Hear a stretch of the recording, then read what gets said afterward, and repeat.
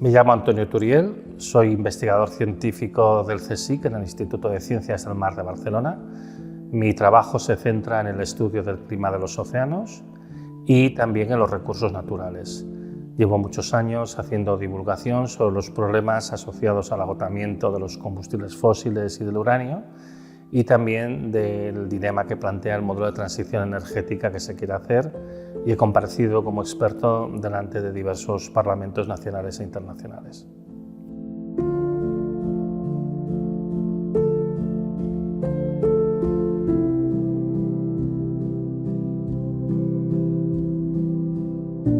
De la manera en que yo había planteado esta conversación es enfocarnos en entender la crisis energética. Sí.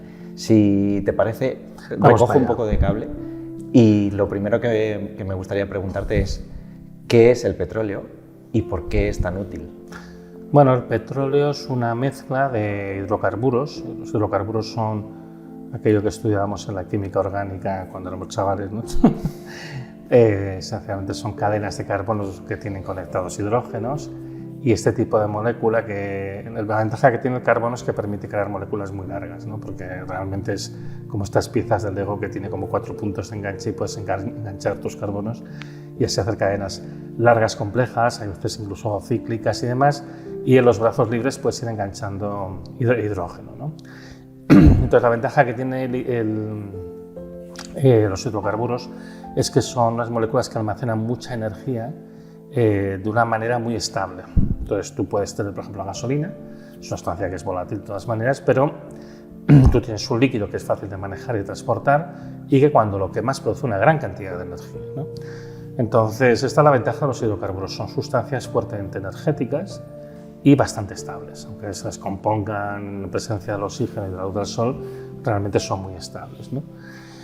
Y el petróleo, bueno, pues se forma por la descomposición de depósitos, sobre todo de algas marinas que se ven acumuladas durante millones de años en épocas geológicas pasadas, pues típicamente hace más de 100 millones de años. Y bueno, pues todas estas algas que quedan atrapadas en fondos porosos, en fondos arenosos, por ejemplo, pues se han ido, digamos, transformando. Primero, pues lógicamente se descompusieron, se pudrieron, y luego, bueno, pues como quedaron enterradas cada vez a más profundidad, fueron transformadas también por la acción de la presión y la temperatura en el interior de la Tierra, y bueno, pues al final han quedado en una situación que nosotros podemos extraerlas, ¿no? Entonces toda esta energía que se ha acumulado en ellas, primero por la fotosíntesis que hicieron las algas, después por las transformaciones geológicas, han creado este líquido denso en energía, que es lo que llamamos petróleo. El petróleo no solamente es, digamos, un almacén increíble de energía, sino además contiene muchas sustancias que son muy útiles como reactivos químicos y para hacer plásticos y todo tipo de productos que se utilizan en la industria química hoy en día. O sea, de hecho, tiene muchísimo más valor el petróleo como materia prima para la transformación química que no como combustible, aunque lo quememos. Como combustible, bueno, para que la gente se haga una idea de lo que representa, ¿no? En un litro de cualquier combustible que sacas del petróleo, de la gasolina, del diésel o el petróleo mismo, hay una cantidad de energía impresionante. En un litro, típicamente hay una cantidad de energía, por ejemplo, un litro de gasolina, es semejante a la que haría un hombre adulto, en buena forma física, si estuviese trabajando sin parar durante 3 días y medio. Trabajando sin parar cada segundo de cada hora de los 3 días y medio, ¿no? Entonces es un trabajo, una cantidad de energía la que tiene contenida increíble, ¿no? Y esto genera un problema porque estamos muy acostumbrados a tener estas enormes cantidades de energía y nos pensamos que es algo lógico, que es algo que tenemos como garantizado, y además pensamos que cualquier otra fuente de energía nos tiene que proporcionar energía tan fácil de manejar, porque un líquido es una cosa muy fácil de transportar y cuando quieres llenar un depósito, pues lo haces fluir allí y ya está, no tienes que hacer nada, poner la manguera, enchufas y ya está. Y nos pensamos que esto es normal, ¿no? Estamos como muy mal criados energéticamente. Pero el gran problema que hay es que las alternativas energéticas que tenemos en general no son tan densas energéticamente, pues, como el petróleo y el resto de los combustibles fósiles, ¿eh? El carbón y el gas también tienen una densidad energética bastante elevada, no tan buena como la del petróleo, no son tan manejables como el petróleo, pero igualmente concentran muchísima energía, ¿no? Y el problema es encontrar alternativas a eso, porque en el momento que no tienes eso, pues te encuentras que vives en un mundo en el que es primero más difícil captar la energía y segundo más difícil tenerla de manera estable y concentrada para usarla cuando a ti te dé la gana. Y cuando te refieres a buscar alternativas, porque hemos llegado al límite de producción del petróleo. Sí, el problema del agotamiento de cualquier materia mineral, esto pasa con cualquier materia mineral, o sea, no solamente pasa con los combustibles y el uranio, sino que pasa también pues, con, yo qué sé, con el litio, con el cobre o con cualquier otra sustancia que se extraiga de la corteza terrestre, ¿no? Y es que los procesos de agotamiento no son lo que la gente suele pensar. La gente suele pensar que el proceso de agotamiento pues es como cuando tú estás sacando agua de un depósito, ¿no? Tienes un grifo y bueno, pues abres el grifo, que el agua va fluyendo y llega un momento que se acaba el agua del depósito y se acaba, se corta el chorro y se acaba, ¿no? Esto no tiene nada que ver con la extracción real en una mina o en un pozo de petróleo o de gas. Lo que pasa realmente es que tú tienes una primera fase en la que vas explorando, vas entendiendo mejor la estructura geológica de tu reservorio y entonces vas haciendo nuevos pozos, vas extendiendo, ramificando la perforación inicial que has hecho, en el caso del petróleo, en el caso de las minas pues vas haciendo nuevas galerías y demás. Y entonces siempre hay una primera fase exploratoria en la cual la producción va aumentando, cuesta muy poco esfuerzo conseguir aumentar la producción. Y siempre se llega a un punto de máxima producción, que es el momento que se produce un equilibrio entre el esfuerzo que tú haces y el rendimiento que tú le sacas. Es el momento óptimo, llegas al máximo. Y a partir de este máximo pues, se produce un proceso de declive, que puede ser un proceso de declive simple o más complejo, con subidas y bajadas, dependiendo de infinidad de cosas, que ya no son solamente geológicas, pero que también tienen que ver pues, con los avances tecnológicos, la inversión económica que se haga, la estabilidad social, ¿no? Si hay huelgas o hay guerras, pues también lógicamente influye en la extracción de todos estos materiales, pero al final, inevitablemente, por motivos que son meramente geológicos y termodinámicos, igualmente acabas llegando a un proceso de declive terminal en el cual la producción pues, va siendo paulatinamente más pequeña a medida que pasan los años. Entonces, en el caso concreto del petróleo, el petróleo no se agota de golpe. Esto es una tontería que a veces dice, ¿qué día se acaba el petróleo? Pues nunca. O sea, dentro de un siglo seguramente se continuará extrayendo petróleo. Porque esta nunca fue la pregunta, esta nunca fue la cuestión, nunca. Desde que esto se habla, yo a veces la gente dice, a mí cuando era niño me decían que quedaba petróleo para 30 años. Digo, bueno, esto evidentemente no te lo dijo ningún científico. Los científicos saben perfectamente que bueno, pues tú vas descubriendo nuevos yacimientos continuamente, cada vez lógicamente son más pequeños y de peor calidad, pero la cuestión está en que tú, a medida que vas extrayendo el petróleo, pues vas llegando a un punto en el que llegas al máximo y a partir de aquí se produce un declive que se alarga durante años, décadas o incluso un siglo o dos, ¿no? Y esta es la situación en la que hemos llegado con el petróleo. Con el petróleo ya hemos superado el máximo de extracción posible. Y aquí ya no es una cuestión ni de más inversión ni de más tecnología, porque también hay los límites a la capacidad de la tecnología y de la inversión.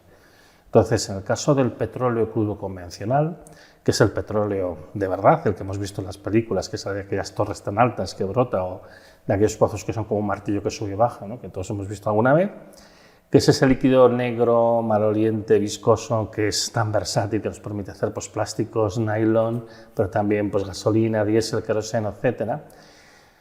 Bueno, pues la extracción de esto, del petróleo crudo convencional, del petróleo de verdad, se llegó al máximo en el año 2005. Es decir, que ya vamos hacia los 20 años desde que llegó a su máximo de extracción. En aquel momento, el máximo de extracción que se consiguió era 70 millones de barriles diarios. Cada barril contiene 159 litros, o sea que imagínate si realmente es una producción extraordinaria, ¿no? Y ahora mismo, pues, la producción se mueve alrededor de los 60 millones. Hemos caído 10 millones en cuestión de unos casi 19, 20 años, ¿vale? O sea que, bueno, el ritmo inicial de caída ha sido lento. Ahora seguramente se va a acelerar, entre otras cosas por la falta de inversión, porque las compañías petroleras cada vez invierten menos porque están viendo que ya no se da cuenta que lo que va quedando es de tan poca calidad y cuesta tanto extraerlo y encima luego hay que procesarlo mucho, que ya empiezan a salir cuenta y entonces, bueno, pues están decidiendo invertir menos, ¿no? En todo caso, como digo, el petróleo crudo convencional llegó a su máximo en el 2005 y ya ha caído como un 14% la producción. Y para compensar esto, porque claro, evidentemente la maquinaria mundial necesita que los influjos de energía sean siempre crecientes y también los del petróleo, se fueron introduciendo otras sustancias, que es lo que llamamos los petróleos no convencionales. Y esto básicamente son los biocombustibles, Los petróleos extrapesados de Venezuela y Canadá, que esto es una especie de alquitrán que se procesa para conseguir algo que se parece un poquito a petróleo. Y luego el petróleo de fracking, sobre todo en Estados Unidos y un poquito en Argentina, ¿no? Cada una de estas sustancias pues, son mucho más difíciles de extraer, sus curvas de producción son peores que las del petróleo crudo convencional. En el caso de los biocombustibles encima ni siquiera se gana energía, eso realmente se pierde. Es por lo que llamas la tasa de retorno energético. Sí, efectivamente, esto se mide con la tasa de retorno energético, pero digamos pues una característica que tienen, es decir, es en la producción.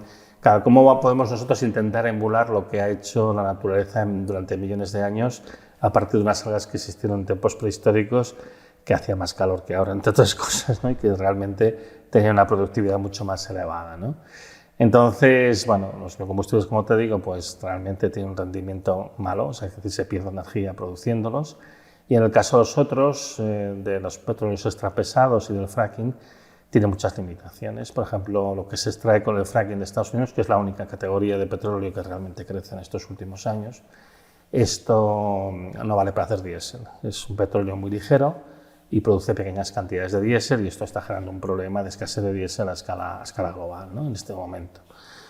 Entonces, bueno, incluso contando con estos petróleos no convencionales, es decir, coges lo convencional que llegó a su máximo en 2005 y le añades lo no convencional, la máxima tasa de extracción conjunta de todo junto fue en 2018.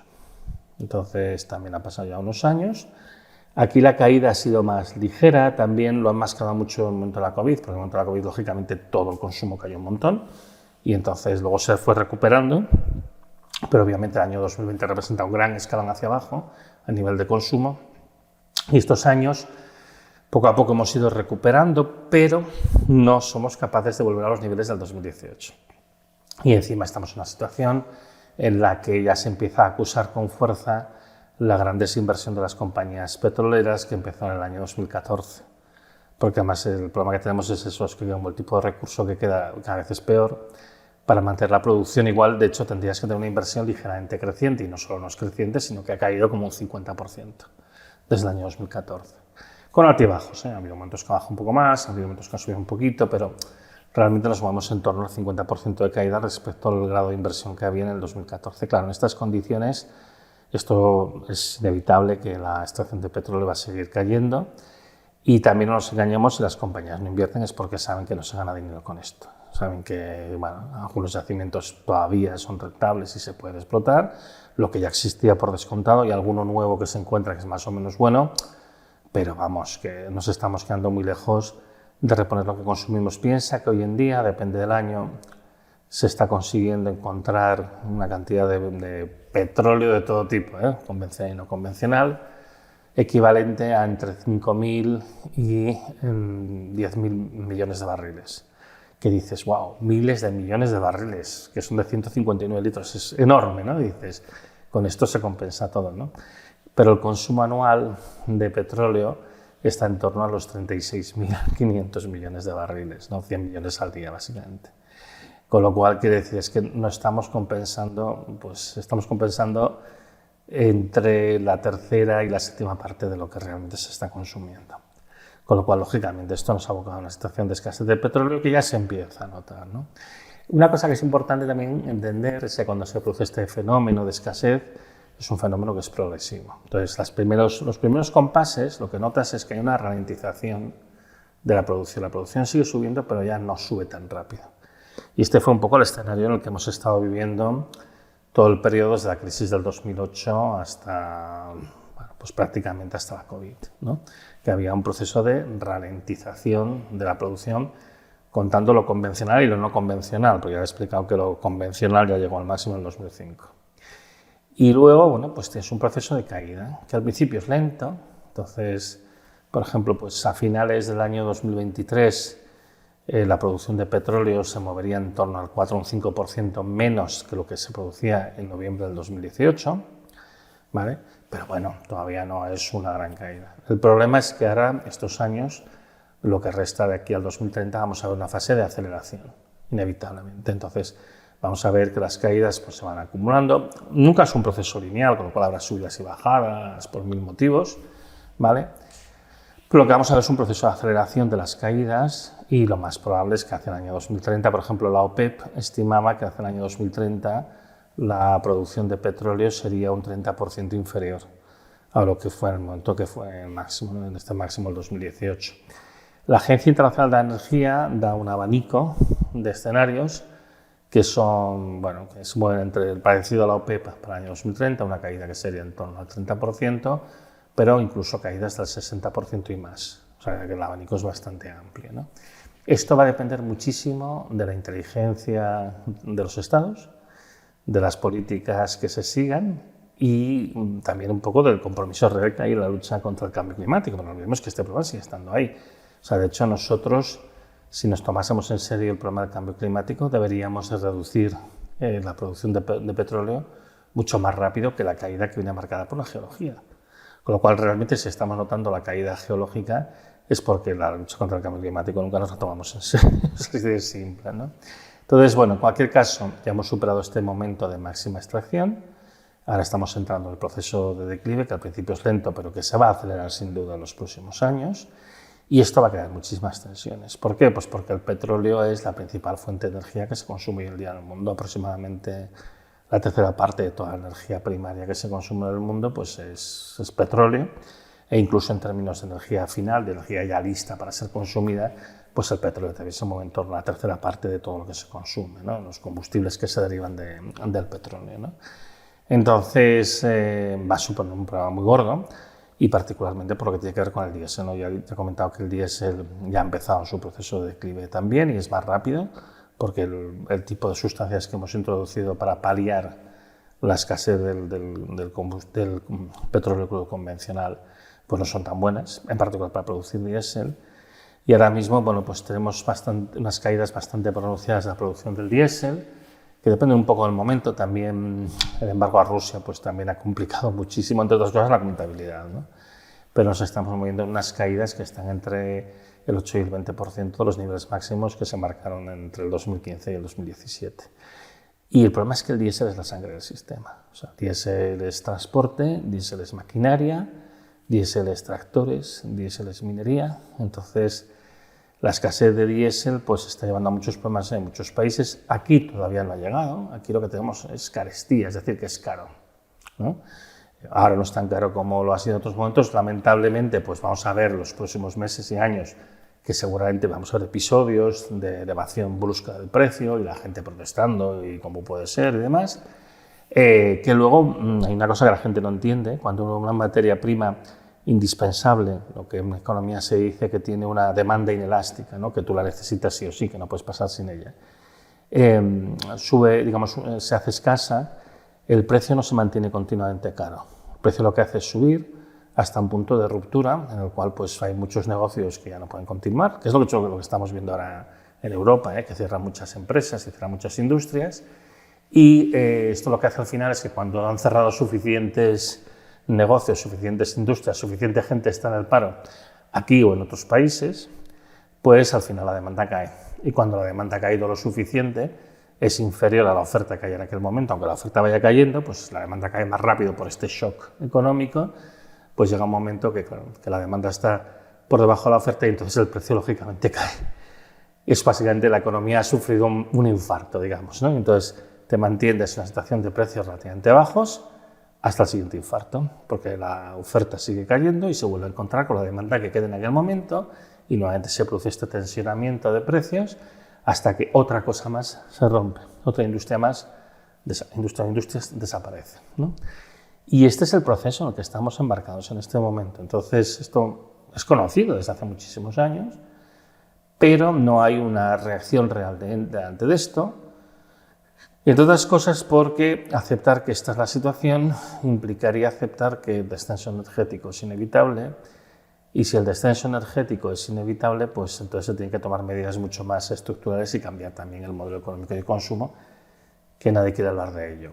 Hay que decir también que, claro, cuando hablamos de materias primas energéticas no renovables, el petróleo, aunque sea la más importante, solamente es una, pero el resto están en situaciones muy semejantes, que si quieres te hago un repaso así rápido. Entonces, bueno, pues en primer lugar tendríamos el carbón, que es la segunda en importancia.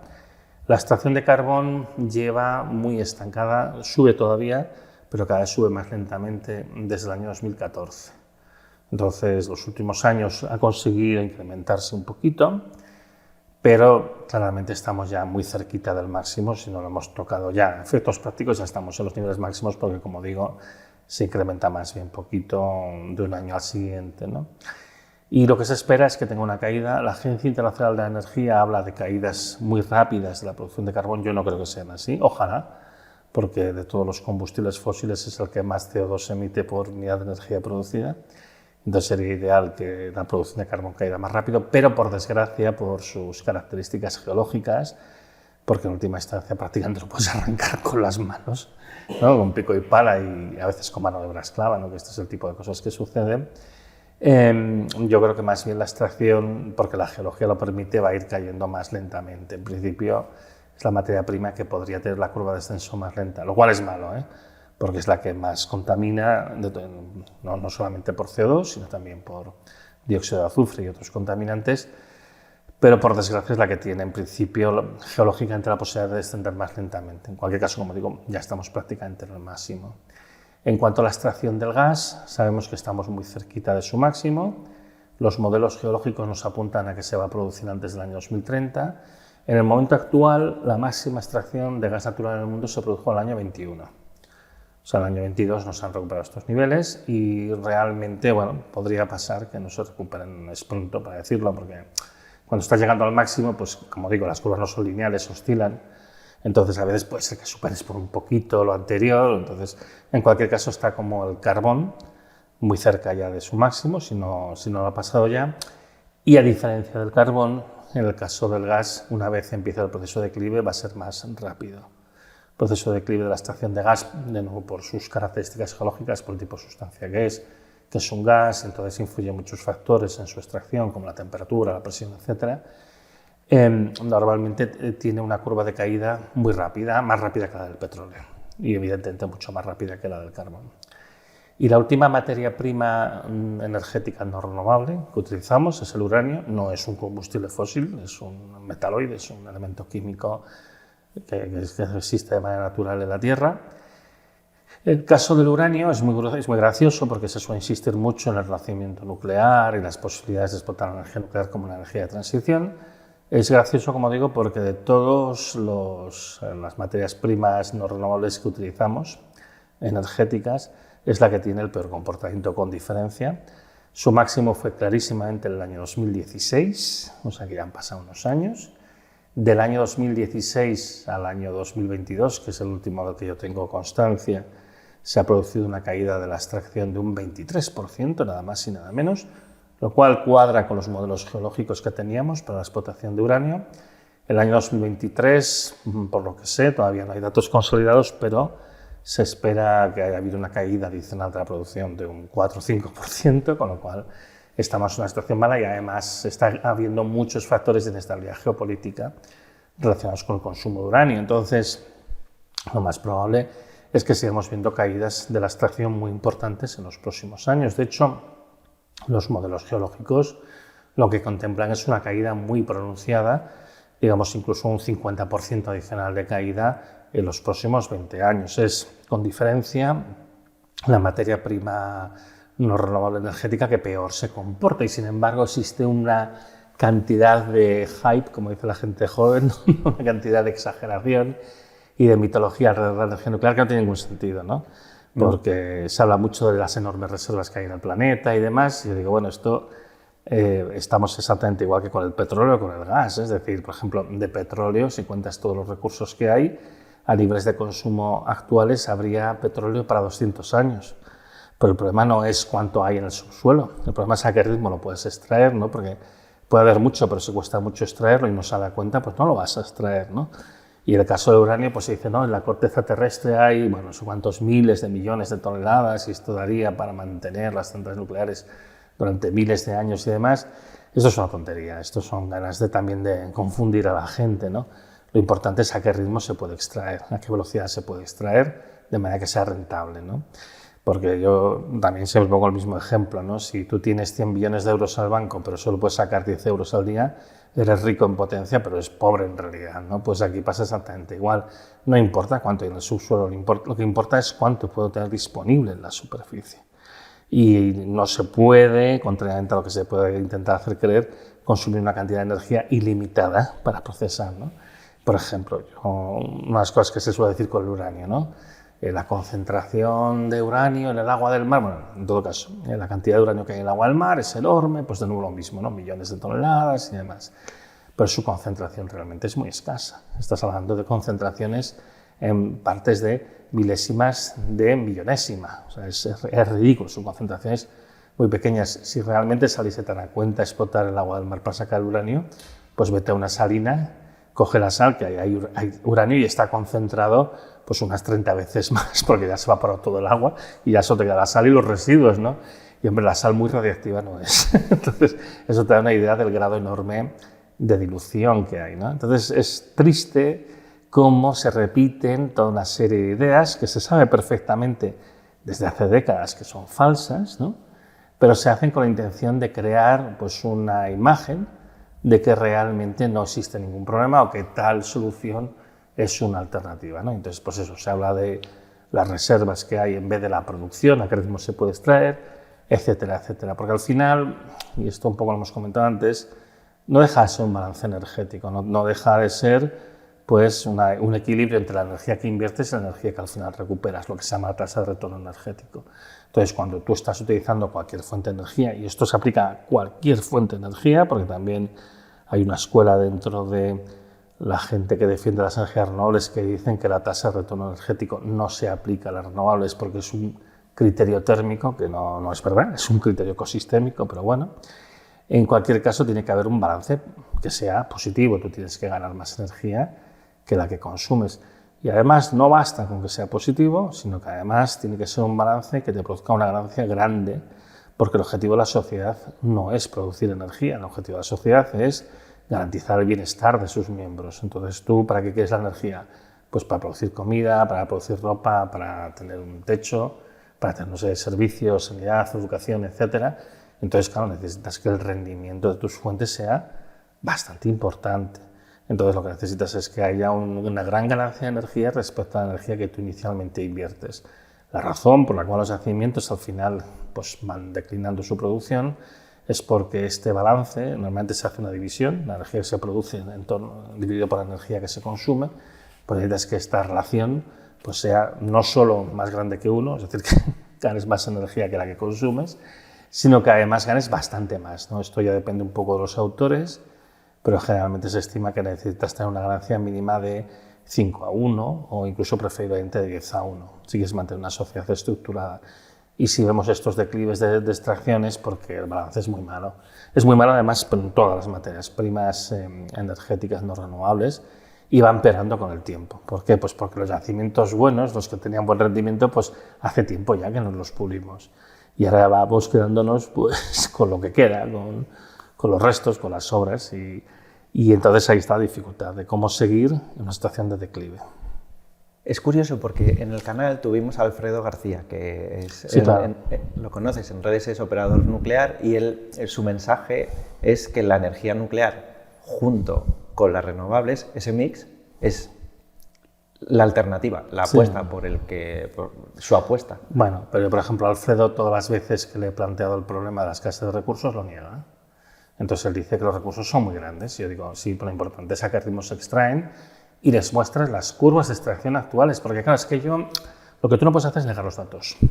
Entonces, yo entiendo que él defienda esta tecnología. Yo creo que la energía nuclear tiene otra serie de problemas que él evidentemente soslaya con una buena explicación técnica y mucha, digamos, capacidad oratoria, que yo creo que son problemas serios, pero ya sin entrar en esas cuestiones ambientales que son muy importantes, simplemente a nivel de recursos, eso él no lo puede contestar, y de hecho no lo contesta.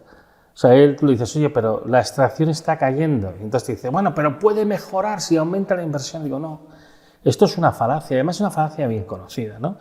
Es, por ejemplo, decir, la extracción de petróleo puede subir si el barril se pone a $300. Digo, es que la sociedad no puede permitirse pagar un barril a $300, es así de simple. Esto además está estudiado, ¿eh? Hay varios economistas que han abordado este problema, y en particular pues está el profesor James Hamilton de la Universidad de California en San Diego, o Gaël Gigon, que está en la Universidad de Sorbona en París, y ellos pues hacen un análisis de, digamos, cuál es el coste máximo que puede tener la energía para mantener una sociedad funcional, que además, como es lógico, se relaciona con el concepto de la tasa de retorno energético. Es decir, el objetivo de la sociedad no es producir energía, sino es producir bienestar a sus miembros, como es normal, pues eso, alimentos, techos, sanidad, educación, infraestructuras, ¿no?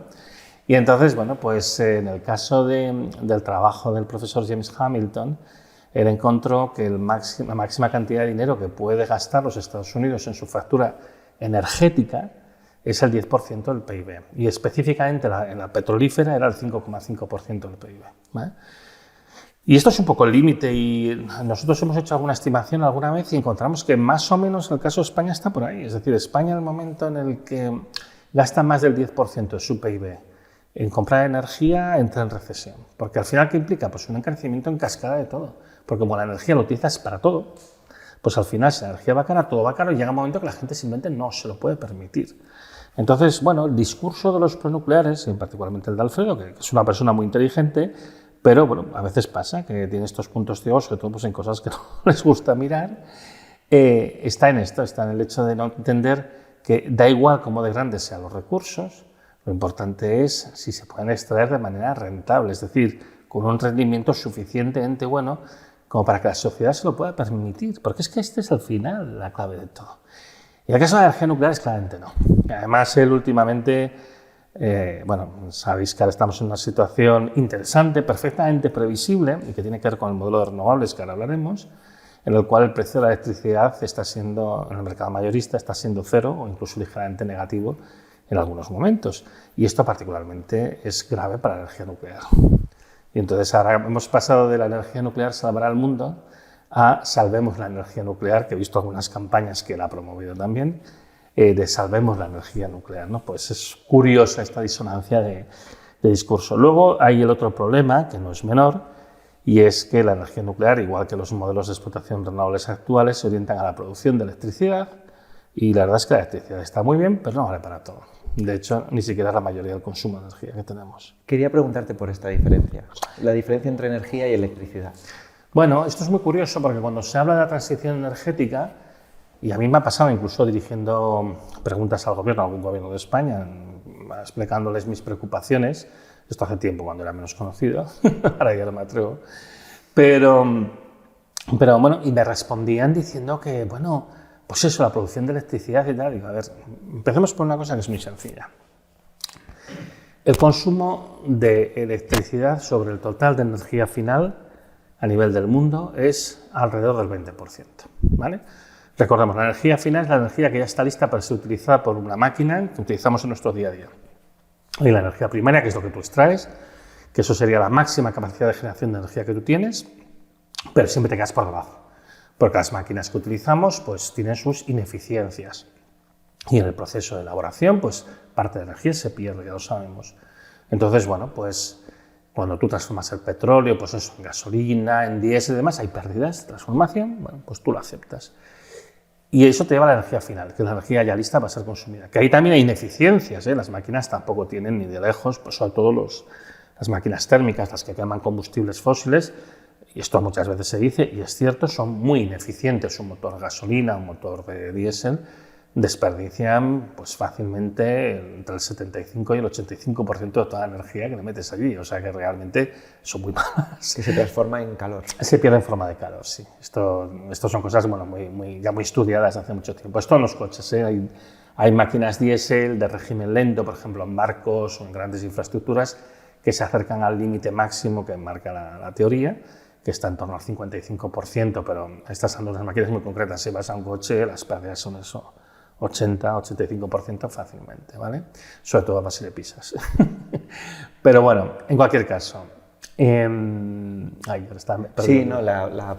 diferencia entre energía y electricidad. Que en cualquier caso, si hablamos en términos de energía final, ¿vale?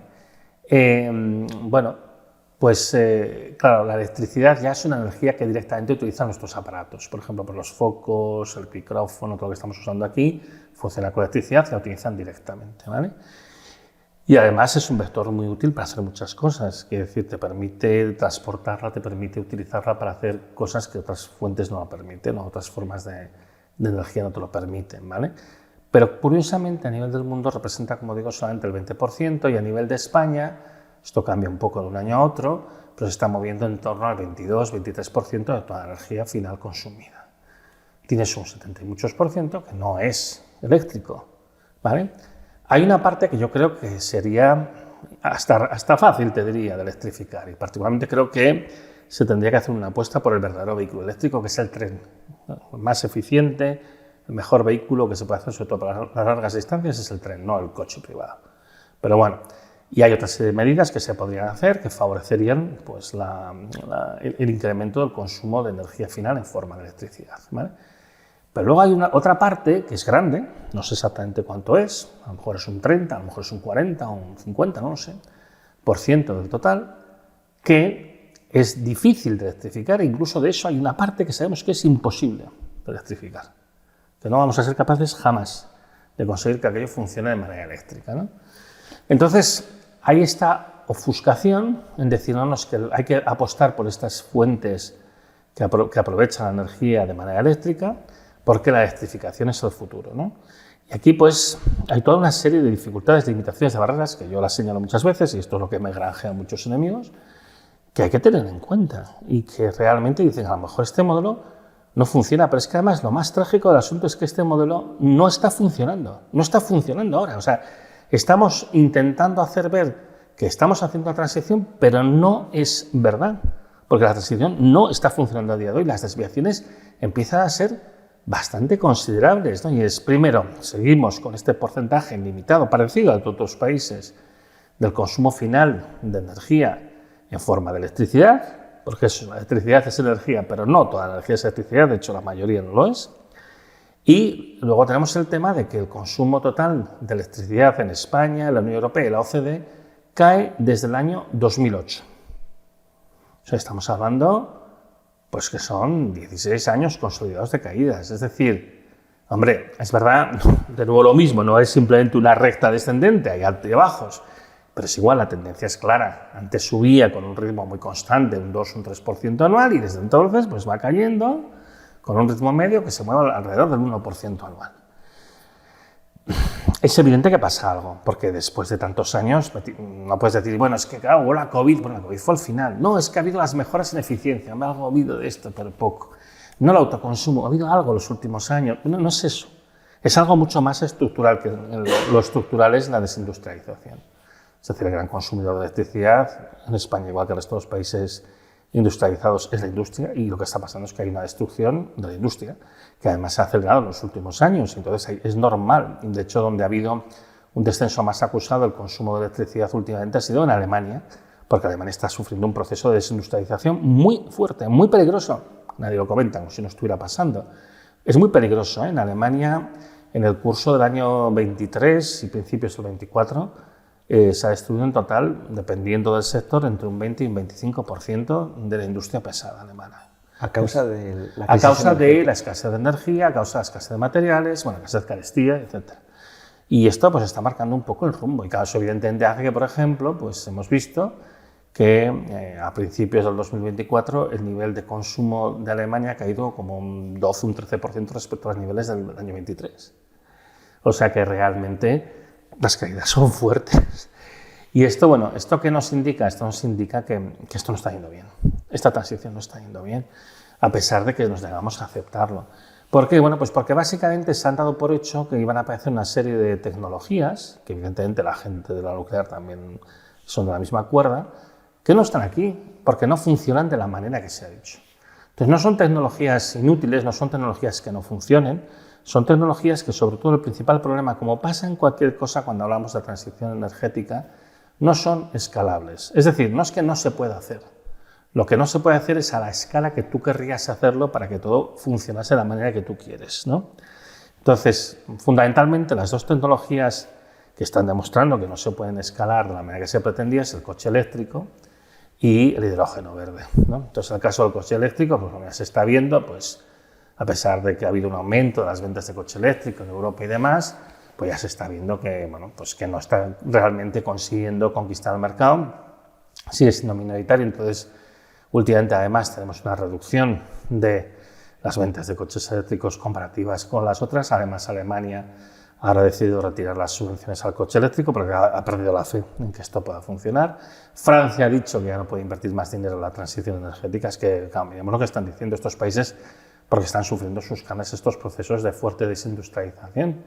Y al final el problema con el coche eléctrico no deja de ser un coche pues, más caro, de peores prestaciones y que requiere pues, todas las infraestructuras que no están porque también son caras, porque hay que mantenerlas. Y luego está el problema mismo de la generación de electricidad y el precio que tenga, etcétera, etcétera, ¿no? Entonces, bueno, pues, y además no tenemos que olvidar que el coche eléctrico, bueno, pues no deja de ser algo que está orientado al sector doméstico, de consumo, etcétera. Hay todo el resto de consumo de energía que no es eléctrico, y en particular qué pasa con la maquinaria pesada. Es imposible desarrollar maquinaria pesada basada en batería, porque las baterías son inmensas. ¿Por qué? Porque tienen muy poca densidad energética. Antes comentaba que 1 litro de gasolina, 1 litro de diésel, contienen pues, una cantidad de energía que se suele mover en torno, pues depende del tipo, pero unos 35 o 37 megajulios, ¿no? Lo que podría hacer un hombre trabajando sin parar 3 días y medio, ¿no? En el caso de las baterías, la cantidad de energía que tú puedes meter por litro se mueve en torno al 0,5, 0,6 megajulios por litro, es decir, estás hablando de cosas que son 60, 70 veces menos que en 1 litro de gasolina y 1 litro de diésel, y aunque es verdad que una buena parte de la energía del diésel y la gasolina se pierde en el motor térmico, aún así sale más ventajoso. Entonces esto es lo que hace que, claro, que no se pueda desarrollar maquinaria pesada basándonos en baterías. Luego está la otra cuestión, que también siempre se pasa de puntillas sobre ella, que es la escasez de los materiales que implica este modelo de transición. Es decir, necesitamos materiales que son escasos en el planeta y que ya se sabe desde hace tiempo que no hay suficiente en el planeta para que todo el planeta pueda hacer la transición a la vez. Claro, si dices, yo lo hago aquí y el resto del mundo pues que arre, pues vale, pero si tú realmente pretendes que el resto del mundo sea funcional, entre otras cosas porque necesitarás minas en Chile para que te extraigan el cobalto, minas en el Congo para que te extraigan, minas en Chile para que te extraigan el cobre, minas en el Congo para que te extraigan el cobalto, etcétera, etcétera, pues lógicamente vas a necesitar que algo de infraestructura en el resto de países haya, porque si no, tú no vas a tener, ¿no? Claro, si no hay suficiente, y eso sin hablar de las curvas de producción que también llegan a sus máximos, empiezan a caer, pues estás descuidando todo este aspecto. Por no hablar del problema que crea a nivel de escasez de agua y contaminación, que son los límites ambientales los que comentábamos al principio. O sea, que decir que al final la producción de estos materiales, claro, implica pues, agotar el agua dulce en muchos sitios e implica la dispersión de más sustancias contaminantes, que es uno de los límites planetarios que más deteriorado está en este momento, ¿no?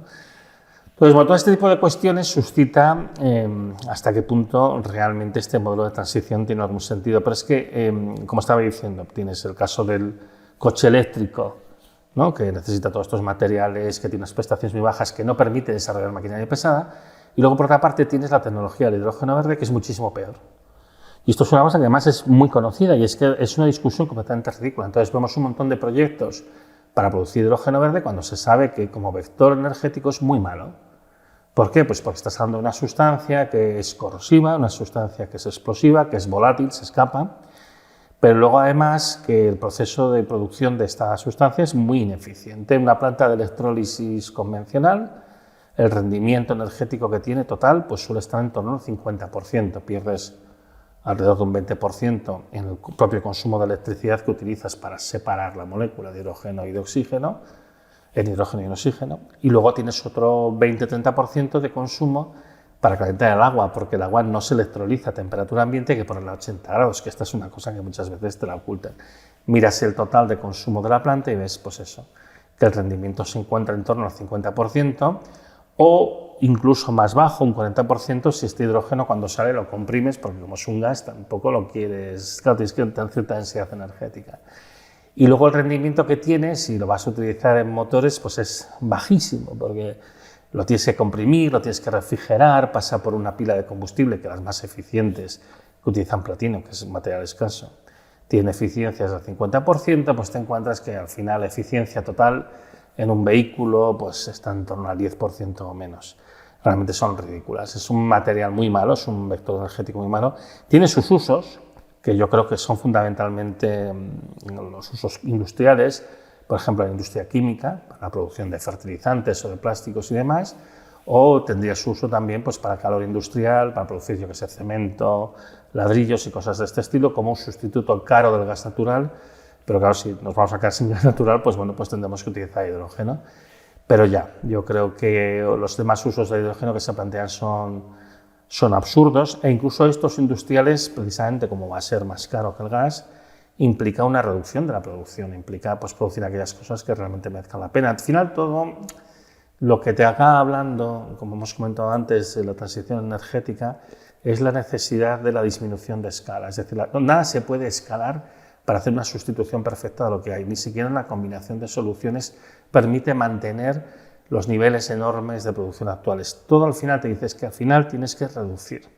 Tienes que ir a unos niveles de producción que sean los lógicos, los adecuados, los razonables, con los medios que tú cuentas, ¿no? Pero bueno, en cualquier caso, yo, volviendo un poco al modelo de transición al que se impone, que es este de la renovable eléctrica industrial, que es la producción de grandes cantidades de electricidad de origen renovable y que son distribuidos por una red de alta tensión para llevarlo a grandes centros de consumo, por ejemplo Madrid o Barcelona. Pero pues este modelo, pues como estamos viendo, tiene mogollón de limitaciones, tanto a nivel de materiales como de la falta de tecnologías que tendrían que permitirnos el aprovechamiento de esta energía, y por último, bueno, pues el hecho de que realmente el consumo de electricidad está cayendo. Y entonces es este consumo de electricidad en caída lo que está llevando a esta situación de precios cero o ligeramente negativos que estamos viendo en estos días, porque hay una sobreoferta de electricidad, porque no se consume tanto. En este momento en España hay 120 gigavatios de potencia instalada para un consumo medio que en este momento se está moviendo aproximadamente los 26 gigavatios y medio, más o menos, de consumo medio, con picos de consumo que en la actualidad están en torno a los 41 gigavatios. Y tenemos una potencia instalada de 120. Entonces hay una descompensación muy grande. Es verdad que la potencia instalada tiene que ser algo más grande que el consumo medio, sobre todo, porque hay lo que se llama el factor de planta, que es que no todo funciona a máximo rendimiento en todo momento. Las centrales solares, lógicamente, de noche no producen electricidad, las eólicas no producen cuando no hay viento, entonces tienes que tener cierto grado de redundancia siempre, pero claro, no tanta redundancia, porque ahora mismo lo que pasa es que pues se solapan, se coinciden todas al mismo tiempo produciendo y nos lleva a esta situación de precios cero, que lógicamente en este momento lo que implica es una caída de la inversión en el sector renovable, porque claro, es muy peligroso invertir, porque tú invertirías y no sabes si le vas a sacar rentabilidad, porque bueno, las centrales que fueron instaladas hace unos años suelen contar con unos contratos de precio garantizado, que lo que te dicen es, tú puedes en cualquier momento vender la electricidad, te la tienen que aceptar y yo te compensaré el precio si está por debajo de un cierto nivel que yo he fijado de antemano, y son contratos que se firman típicamente a 20 años. Entonces, cada vez que la electricidad está por debajo de este valor, yo te pago la diferencia hasta lo que se haya estipulado, por ejemplo, qué sé yo, pues 20 euros por megavatio hora, la cantidad que sea, con lo cual para estas centrales no hay un riesgo económico real, porque ellas siempre van a conseguir esa rentabilidad como mínimo, pero lo que están haciendo es que el precio pues, vaya al suelo, y entonces el resto de centrales que no tengan ese tipo de contratos, pues lógicamente pierden dinero. Entonces, bueno, pues es una situación, por cierto, previsible.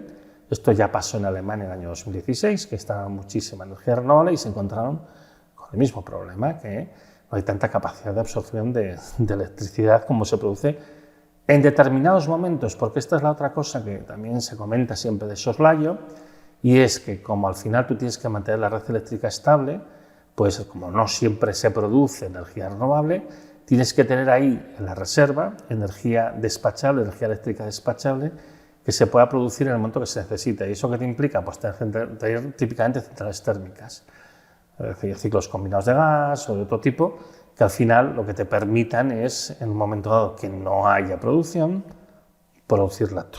Y no solo eso, sino que como además a veces hay vaivenes en la producción renovable, pues necesitas algo que le dé estabilidad al sistema, con lo cual estas están allí siempre funcionando, aunque sea al ralentí, y cobran por ello. Con lo cual tampoco abarata la electricidad de cara al consumidor final, porque ya están estos sistemas de respaldo ahí siempre. Y, de hecho, cuando estos sistemas se ponen en marcha, pues lógicamente la electricidad se encarece un montón. Y este encarecimiento sí que se transmite al consumidor final, porque el precio cero, esto nunca acaba llegando al consumidor final, porque hay toda una serie de otras cargas y demás, que aunque hacen que el precio baje, tienes un tope por debajo que no bajas. Pero el precio por arriba no tiene ningún tope, con lo cual cuando entra cara, pues te la comes cara y no lo puedes evitar. Yo creo que es bastante evidente a estas alturas que el modelo de transición está fracasando. Yo creo que hay que decirlo, este modelo de transición no está funcionando, no se está consiguiendo incrementar el consumo de electricidad. Yo creo que ya con 16 años de caída del consumo de electricidad ya hay que tener, o sea, hay que aceptar que hay indicios razonables de que el modelo no acaba de funcionar, ¿vale? Y bueno, yo creo que ya está bien también de aquí pues hacer cantos de sirena, ¿no? Es que necesitamos que se desarrolle más el hidrógeno verde, el coche eléctrico, las tecnologías de almacenamiento, que también esto es otra cosa recurrente, ¿no? Tomar los excesos de electricidad producidos en un momento para utilizarlos en los momentos en los que hay déficit, sin tener en cuenta que, claro, que cuando empiezas a hacer las evaluaciones de espacio que se necesita o de materiales, te salen cantidades gigantescas que lógicamente no se puede, eso no es realista, no se puede hacer.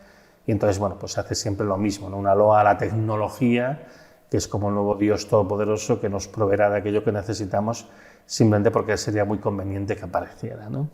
Bueno, pues esto no es realista, no está pasando, no es lógico esperar que pase, no es previsible que pase de esa manera, ¿vale? No es que se tenga que tirar toda la basura, tampoco es eso, quiero decir, yo creo que hay que aprovechar una parte, pero sobre todo hay que empezar a hablar de cosas que hasta ahora nadie ha querido oír hablar. Y una de las cosas, una palabra que se tiene que repetir es la planificación. Es decir, pensemos bien, no basta con decir, pues haremos esta descarbonización, produciremos toda esta electricidad y todo esto se consumirá. Esto no es realista, es decir, vamos a hablar de cómo se va a hacer esto y vamos a fijar una serie de objetivos lógicos. Yo siempre digo, mira, me parece muy bien, apostemos por el modelo de renovable eléctrica industrial. Yo no creo que sea el modelo, pero yo creo que podemos decir, fijamos unos criterios razonables en el sentido de decir, mira, no vamos a instalar ni un megavatio de potencia más hasta que el consumo nos incremente en este nivel, porque quiere decir que no se necesita. O hasta que tú veas que se produce una sustitución, yo que sé, de la energía nuclear de este nivel. Perfecto. Pero si no llegas a eso, si no se está produciendo, no instales más, porque ¿qué sentido tiene instalar más cuando realmente no se está consumiendo? Es un mal gasto de recursos. Demuestra primero que este modelo funciona. Es que yo creo que a estas alturas hay razones suficientes y fundadas para criticar el modelo y para decir que hay que hacer un repensamiento y que hay que buscar, bueno, mejores alternativas. Hay que mirar si realmente es lo más correcto y lo más lógico que estamos haciendo. Porque además, a mí la preocupación más grande que yo tengo en este momento es que yo creo que esto es una burbuja. Yo creo que todo esto se está haciendo a la velocidad que se está haciendo en este momento gracias a los fondos Next Generation, que tienen fecha de caducidad. Sabemos que a España le han dado una cantidad de dinero muy superior a la que le correspondería por población y por PIB, para que básicamente nos convertamos un poco en la gran Europa a nivel de energía renovable, ¿no? Pero el problema que hay es que, claro, estos fondos Next Generation se acaban en junio del año 2026, con lo cual, hacia junio del año 2026, cuando no se den incentivos económicos para la construcción, porque aquí al final el negocio real está, como siempre pasa en España, en la construcción. Somos un país de construir, ¿no? Pues eso, se va a producir un reventón de la burbuja, ¿no? Y si este es el país de los aeropuertos sin aviones, de las autopistas sin coches, pues bueno, pues de los parques renovables sin generación eléctrica, ¿no?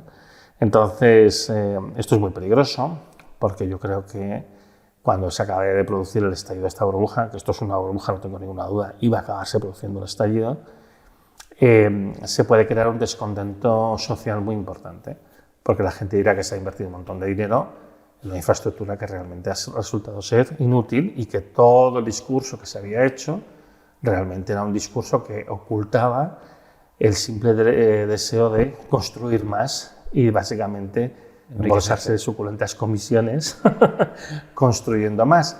Lo malo, lo peor de todo esto es que, primero, esta transición la necesitamos hacer, con lo cual estamos desperdiciando unos recursos valiosos y un tiempo valioso en hacer la sustitución energética, que realmente hay que hacerla, ya no solo por la crisis energética, sino por el problema ambiental. Pero es que además, de rebote, pues la gente llegará a la conclusión de que la crisis ambiental también es un invento que se ha creado para ganar dinero. Y no es verdad. Hay una crisis ambiental gravísima y que de hecho es mucho más grave que lo que la gente se piensa. A mí me preocupa sobremanera, que hemos visto en los últimos años, también porque quizá a veces algunas opciones políticas impulsan ese tipo de ideas, pues un creciente negacionismo climático que en España históricamente no había existido a este nivel.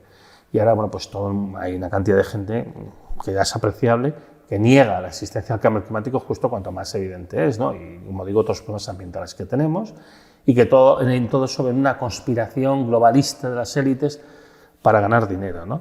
Y claro, el problema que hay es que tienen razón cuando dicen que aquí hay unos que se están intentando aprovechar de esto para ganar dinero, porque eso es verdad, eso es cierto.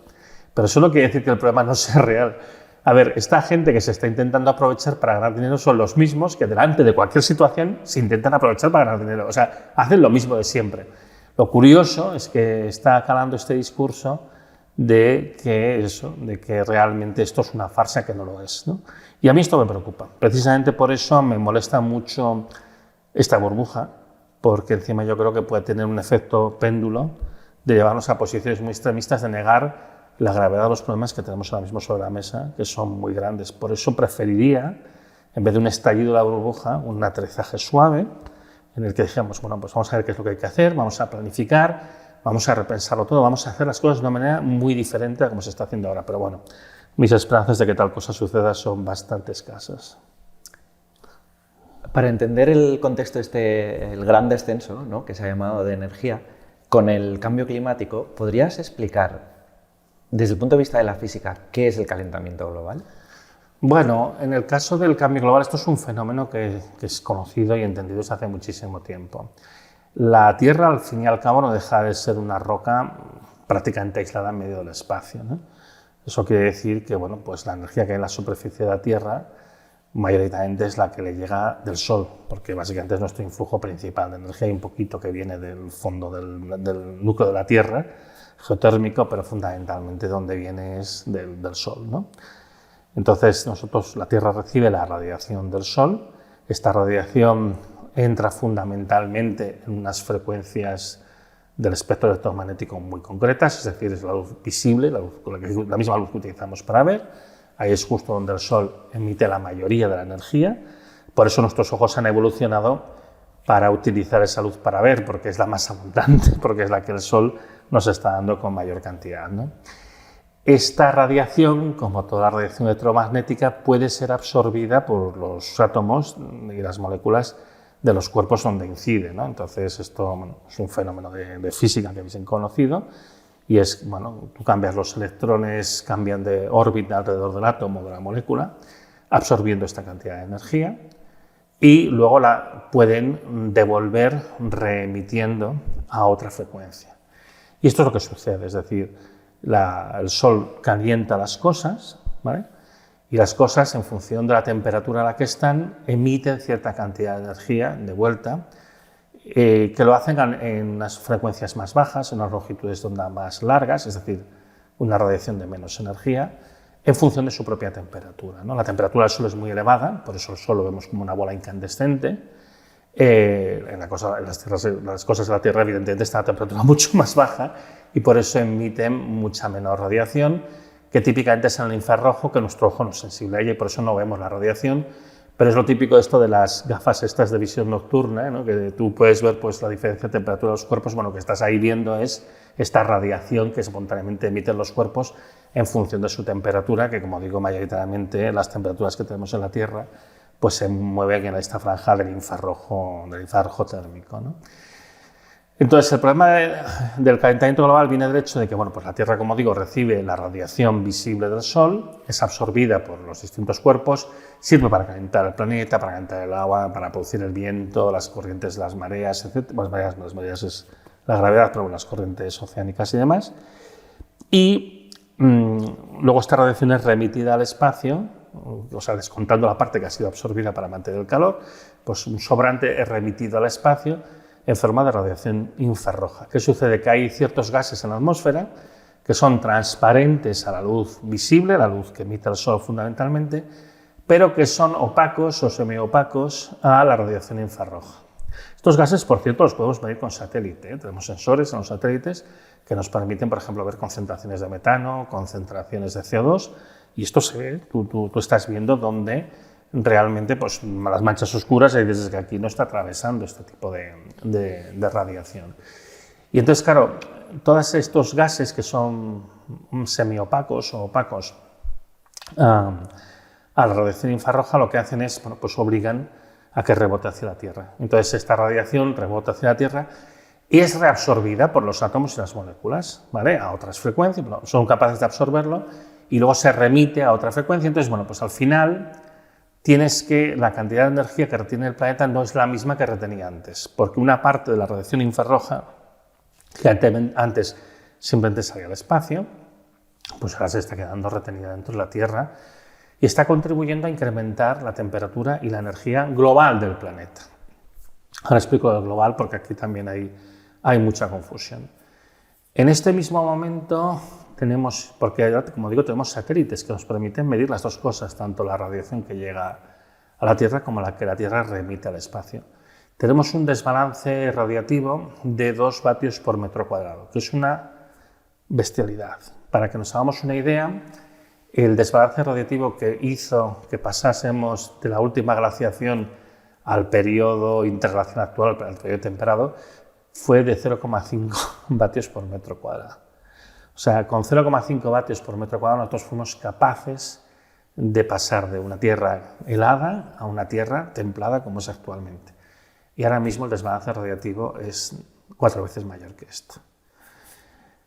Además, la Tierra no está en equilibrio. Es decir, ¿qué sucede? Que ahora mismo pues, hay una retención de esta energía infrarroja y esta retención pues, va a continuar hasta que la Tierra en su conjunto se caliente a tal temperatura que la radiación que remita, como digo, depende de la temperatura, ya llegue a unas frecuencias para las cuales estos gases ya sí que sean transparentes y entonces pueda escapar y se pueda llegar otra vez a una situación de equilibrio radiativo. No estamos en esta situación de equilibrio radiativo, incluso aunque detuviéramos las emisiones de gases de efecto invernadero hoy, no llegaríamos a este equilibrio hasta dentro de un par de siglos. O sea, la Tierra no está en equilibrio y tardará un tiempo en equilibrarse, un par de siglos si no es más. Y incluso si no hubiera emisiones de CO2, que la Tierra empezase otra vez a reabsorberlo y a alcanzar un estado de operación anterior, esto no pasaría hasta dentro de unos 1000 años, que empezaría a ser capaz de volver paulatinamente al estado anterior, ¿no? Con lo cual, bueno, pues esto lo que quiere decir es que estamos en una situación de desequilibrio permanente y que además tiene muy difícil solución y que va a ser bastante duradero.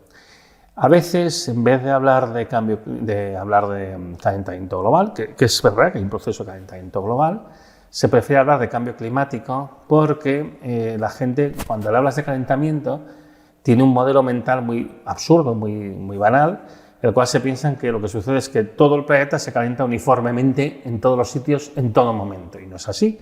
Realmente lo que sucede es que el planeta retiene más energía, pero el planeta es un sistema dinámico en el que hay corrientes, hay remolinos, hay tornados, hay de todo, y lo que pasa al final es que la energía se mueve y se redistribuye. Entonces, en un planeta que se está calentando, hay zonas que puede haber un enfriamiento perfectamente. ¿Por qué? Pues porque las corrientes lo favorecen. Evidentemente, por cada sitio que se enfríe, habrá algunos sitios que se calentarán mucho más, porque el conjunto del planeta tiene cada vez más energía. Porque el conjunto del planeta, cuando miras la temperatura promedio, es más alta, hay más energía disponible. Pero eso no quiere decir que sea distribuida homogéneamente. Es que, a ver, el hecho de que el planeta se caliente no quiere decir en particular que deje de haber invierno y verano. Sigue habiendo un invierno cada vez más suave y sigue habiendo un verano, por desgracia, pues cada vez más intenso, ¿no? Entonces, la situación con el cambio climático vendría a ser este problema de desbalance radiativo, de que se está absorbiendo más radiación que la que se devuelve al espacio, con lo cual la Tierra no está en equilibrio, y esto a lo único lo que va a llevar es a una acumulación cada vez más grande de energía, hasta que se llega a un nuevo estado de equilibrio en el cual la radiación que se emite al espacio pues compensa la radiación que nos llega del Sol. Esto es un poco lo que le pasa a Venus, que es un planeta que tiene una concentración de CO2 enorme, y eso hace que las temperaturas en su superficie sean terriblemente elevadas, ¿no? De centenares de grados. Entonces, el potencial disruptivo que tiene el aumento de la concentración de CO2 es bastante elevado, puede llevar a una situación de calentamiento global bastante significativo. Al final, de todas maneras, cuando hablamos de calentamiento global, estamos hablando de que aumente la temperatura de todo el planeta, la temperatura promedio, promediando todas las latitudes, incluyendo los polos y el Ecuador, y todas las estaciones del año, a lo largo de un año. Estás hablando de unos aumentos de pocos grados. Y esto también a la gente le confunde mucho, porque la gente piensa, bueno, si la temperatura sube 2 grados, pues esto ni lo noto, ¿no? Y, claro, pero tenemos que pensar de nuevo en lo que he dicho antes, de que la energía no se distribuye homogéneamente y que hay momentos en los que se producen concentraciones de energía en algunos sitios y menos en otros, ¿no? Con un calentamiento de 2 grados, en el caso particular de la península ibérica, se estima que las temperaturas máximas en verano típicamente llegarían a los 50 grados, con un calentamiento global de 2 grados, porque además en la península ibérica el calentamiento encima es más rápido, ¿no? O sea que en el fondo lo que sucede es que hay unos extremos más importantes. Cada 50 grados es una temperatura muy elevada, son temperaturas que empiezan a ser incompatibles con la vida humana. Si ya te vas a 3 grados de calentamiento, pues ya estás yendo a 55 o 60 grados, son temperaturas muy, muy, muy altas, muy peligrosas. Pero ese es solamente uno de los efectos asociados a este incremento de la cantidad de energía disponible, ¿no? Otro es el incremento de los eventos extremos, de tempestades cada vez más fuertes, más salvajes, que hemos visto algunos episodios bastante terribles durante el año 23 y algunos más que se están empezando a producir el año 24, que están asociados a eso. Por ejemplo, el mar tiene una cantidad de energía disponible mucho mayor, las tempestades se intensifican muchísimo más, con lo cual, bueno, pues este es otro efecto, aparte de, evidentemente, la elevación del nivel del mar, aparte de las olas de calor en el mar que acaban con la vida marina, por ejemplo, aparte de, bueno, los problemas con los cambios de la precipitación, etcétera, etcétera. O sea, tiene un montón de efectos, todos ellos no lineales, no es simplemente, pues si pongo el doble, obtengo el doble, no. Puedes poner el doble y obtener 8 veces más, o, por ejemplo, nada. O sea, el efecto de la respuesta no es tan sencilla, no es tan lineal, no es una regla de 3. Y esto es lo que hace que, evidentemente, pues, los riesgos se incrementen. Y eso suponiendo que no superas ningún punto de no retorno a nivel climático, en el que se produce un trastorno definitivo, completo, de los ciclos estacionales, por ejemplo, y vas a una situación, pues, como comentábamos en algún momento, pues si se produce la interrupción de la corriente termolina en el Atlántico Norte, pues que una parte de Europa quede sepultada por las nieves, mientras que todo lo que está al sur de Europa se recalienta de una manera exagerada y desaparece, por ejemplo, la selva amazónica y la selva de África, ¿no? O sea, son, bueno, situaciones muy dramáticas que en una situación de cambio climático extremo se pueden llegar a producir. Y además de esto, porque el cambio climático es un aspecto del cambio global del que estamos hablando, está la crisis alimentaria, sí, que está también relacionada con la energía, con la crisis energética global, ¿no? Sí, claro. A ver, el problema, mira, la crisis alimentaria depende de muchos factores, y hay muchos factores que le impactan. Uno, evidentemente, ahora mismo muy importante es el cambio climático, sobre todo por las sequías, porque hay un fenómeno de recrudecimiento global de las sequías, que esto está afectando a las cosechas de cereal.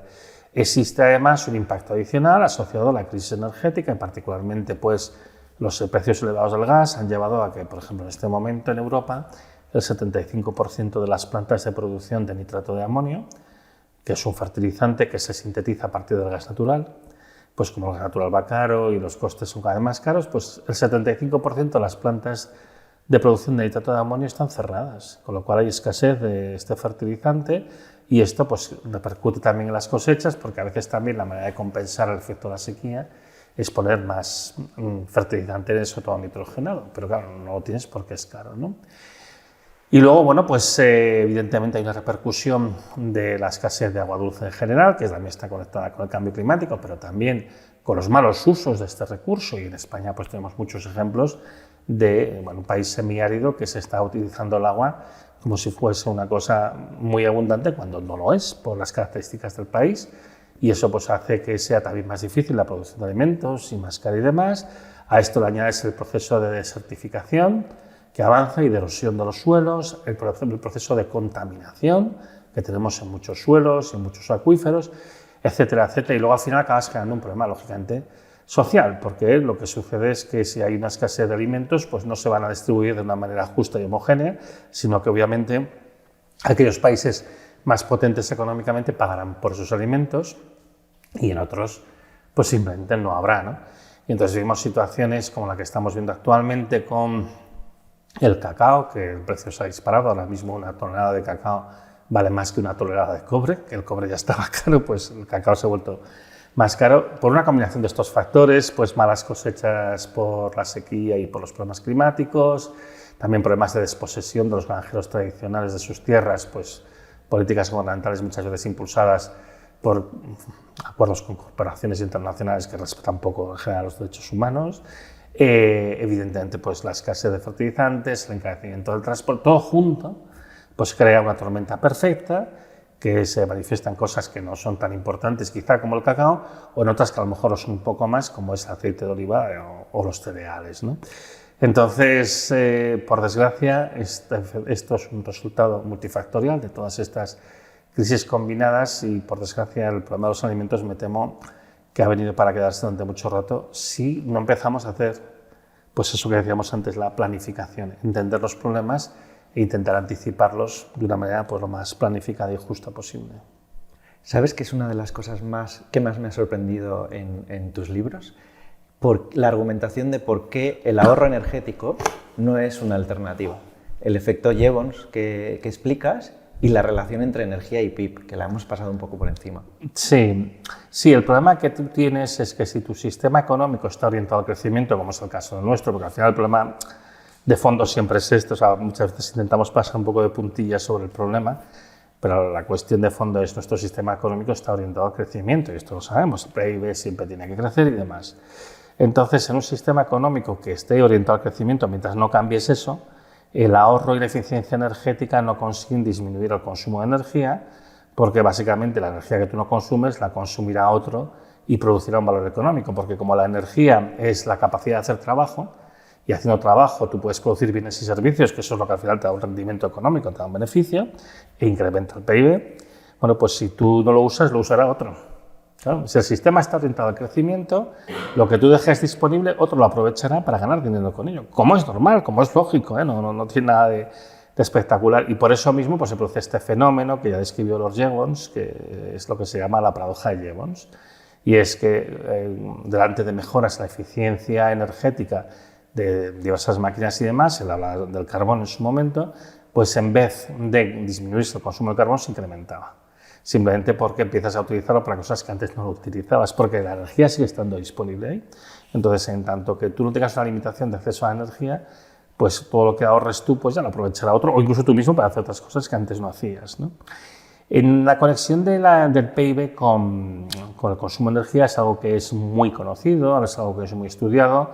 La Agencia Internacional de la Energía suele publicar gráficas en sus informes anuales en los que se muestra claramente cómo se correlaciona el incremento del consumo de energía con el aumento del PIB, lo cual además es lógico porque, como he dicho, pues la energía es la capacidad de hacer trabajo y el PIB lo que mide es el valor monetario de los bienes y servicios que se prestan en un territorio durante un periodo de tiempo, ¿no? Entonces, cuanto más capacidad de trabajo tengas, pues podrás prestar más servicios o podrás producir más bienes. Es que esto es de sentido común. De hecho, Gaël Giraud, que es un economista que he comentado antes, francés, que trabaja en la Sorbona en París, él ha estimado que de cada punto porcentual que sube el PIB, un 70% del incremento del PIB está asociado a un incremento en el consumo de energía directamente, y todavía hay un 10% adicional que está asociado a las mejoras en la eficiencia del consumo de energía. Con lo cual, tan solo hay un 20% que se reparte a partes iguales entre el capital y el trabajo, en lo que se refiere al incremento del PIB. O sea que, efectivamente, el incremento del consumo de energía es el factor dominante en el crecimiento económico. También muchas veces pues, se ha hablado de que vamos a desmaterializar la economía, vamos a conseguir pues, que producir lo mismo consumiendo menos energía y emitiendo menos CO2. Esto es un absurdo termodinámico, esto se sabe desde hace muchísimo tiempo que no es verdad. Tú puedes mejorar la eficiencia, esto es cierto, pero hay límites. Hay un momento en el que llegas a lo que se llama los retornos decrecientes de cualquier tecnología, y llega un momento que se satura tu capacidad de mejorar la eficiencia y al final si tú quieres incrementar pues, el PIB, pues necesitas consumir cada vez más energía. Aquí entonces se plantea el problema de qué sucede si la cantidad de energía, como parece que ya estamos en ese caso, va a ser decreciente a lo largo de los años. Pues esto nos lleva a una situación de economía en contracción. Y esto, pues de nuevo, pues cuestiona nuestro propio modelo económico, porque si tenemos un modelo económico basado en el crecimiento, pero el crecimiento infinito en un planeta finito no es posible, porque no hay una capacidad de contaminación infinita, no podemos agravar indefinidamente los problemas ambientales y tampoco hay una cantidad de energía disponible infinita para seguir creciendo siempre, pues quiere decir que nuestro sistema económico está mal diseñado. El problema es que nuestro sistema económico se llama capitalismo y no se puede cuestionar el capitalismo, porque esto no es solamente un sistema económico y social, es un sistema cultural y de valores. Y en la práctica, pues, cuestionar el capitalismo es un tabú. Cuando tú pronuncias la palabra capitalismo y la pronuncias de manera crítica diciendo es que el capitalismo no es viable, no es sostenible y dices es que no va a poder continuar, nada puede crecer infinitamente en un planeta finito, que esto es una cuestión de sentido común, evidentemente desatas una serie de reacciones viscerales, muy pasionales, muy poco racionales, porque todos sabemos que no se puede criticar de una manera seria y profunda el capitalismo, porque es un tabú cultural. Es muy curioso, ¿no? Porque si tenemos un sistema que permite la libertad de expresión, cualquier tema puede ser debatido siempre que sea de manera respetuosa, ¿no? Y que no suponga un daño para las personas, ¿no? Y dices, bueno, uno puede cuestionarse si realmente el capitalismo es viable, y esto es una cosa que además evidentemente en los círculos académicos se hace. Sin embargo, en la discusión pública, en la discusión política, esto no se puede decir.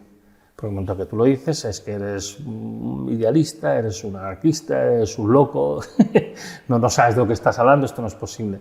Curiosamente, pensar que el PIB puede crecer indefinidamente cada año, eso es algo sensato, esto es lógico, es lo que hacen las personas de bien, pero decir que eso no es posible y que el capitalismo tal y como está concebido está condenado a estrellarse contra los límites biofísicos del planeta, como lo está haciendo, de hecho, todo lo que estamos hablando todo este rato es precisamente el problema del capitalismo topándose con los límites biofísicos del planeta, eso no es sensato, eso no se puede decir, eso es un tabú. Y eso yo creo que es motivo de reflexión también interesante, sobre todo para mis colegas de las ciencias humanas, ¿no?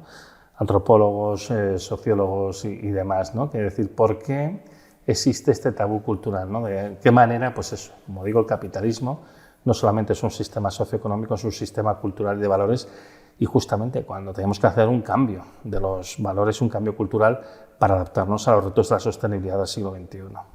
Quizá eso es lo que el sueño de Margaret Thatcher, que decía que el objetivo no es la economía, el objetivo son las almas. Bueno, el riesgo grande que tenemos en este momento, a mí me preocupa mucho, es una cosa que a mí me quita el sueño, sobre todo porque mis hijos se van acercando a la edad militar. Es el tema de que delante de una crisis terminal del capitalismo, que de hecho es en lo que estamos entrando, aunque es un proceso, la gente suele tener tendencia a pensar que las cosas son como muy bruscas, muy momentáneas, cuando realmente a niveles históricos los procesos rápidos llevan décadas, normalmente, ¿no? Y cuando no son siglos. Entonces, yo en esta situación del capitalismo terminal, de que ya no es viable, porque no hay suficiente energía, porque no puede seguir contaminando el planeta sin causar una destrucción básicamente al final de todo, veo una tendencia que era muy esperable hacia el imperialismo y hacia pues, el neocolonialismo y al militarismo, ¿no? Y, bueno, yo creo que, por ejemplo, en la actual situación de la guerra en Ucrania, se está aprovechando, pues, evidentemente, por la actitud abusiva de Rusia para alimentar la idea de que podemos entrar en una guerra con Rusia, cosa que no es posible, es una potencia nuclear, nunca vamos a enfrentarnos con ellos, cuando además hemos hablado mucho de que ponemos sanciones y seguimos importando gas y uranio y carbón y diésel y de todo de Rusia, pero por la puerta de atrás. Hemos mostrado también nuestra hipocresía, ¿eh? Esto también daría para pensar y hablar mucho, ¿no?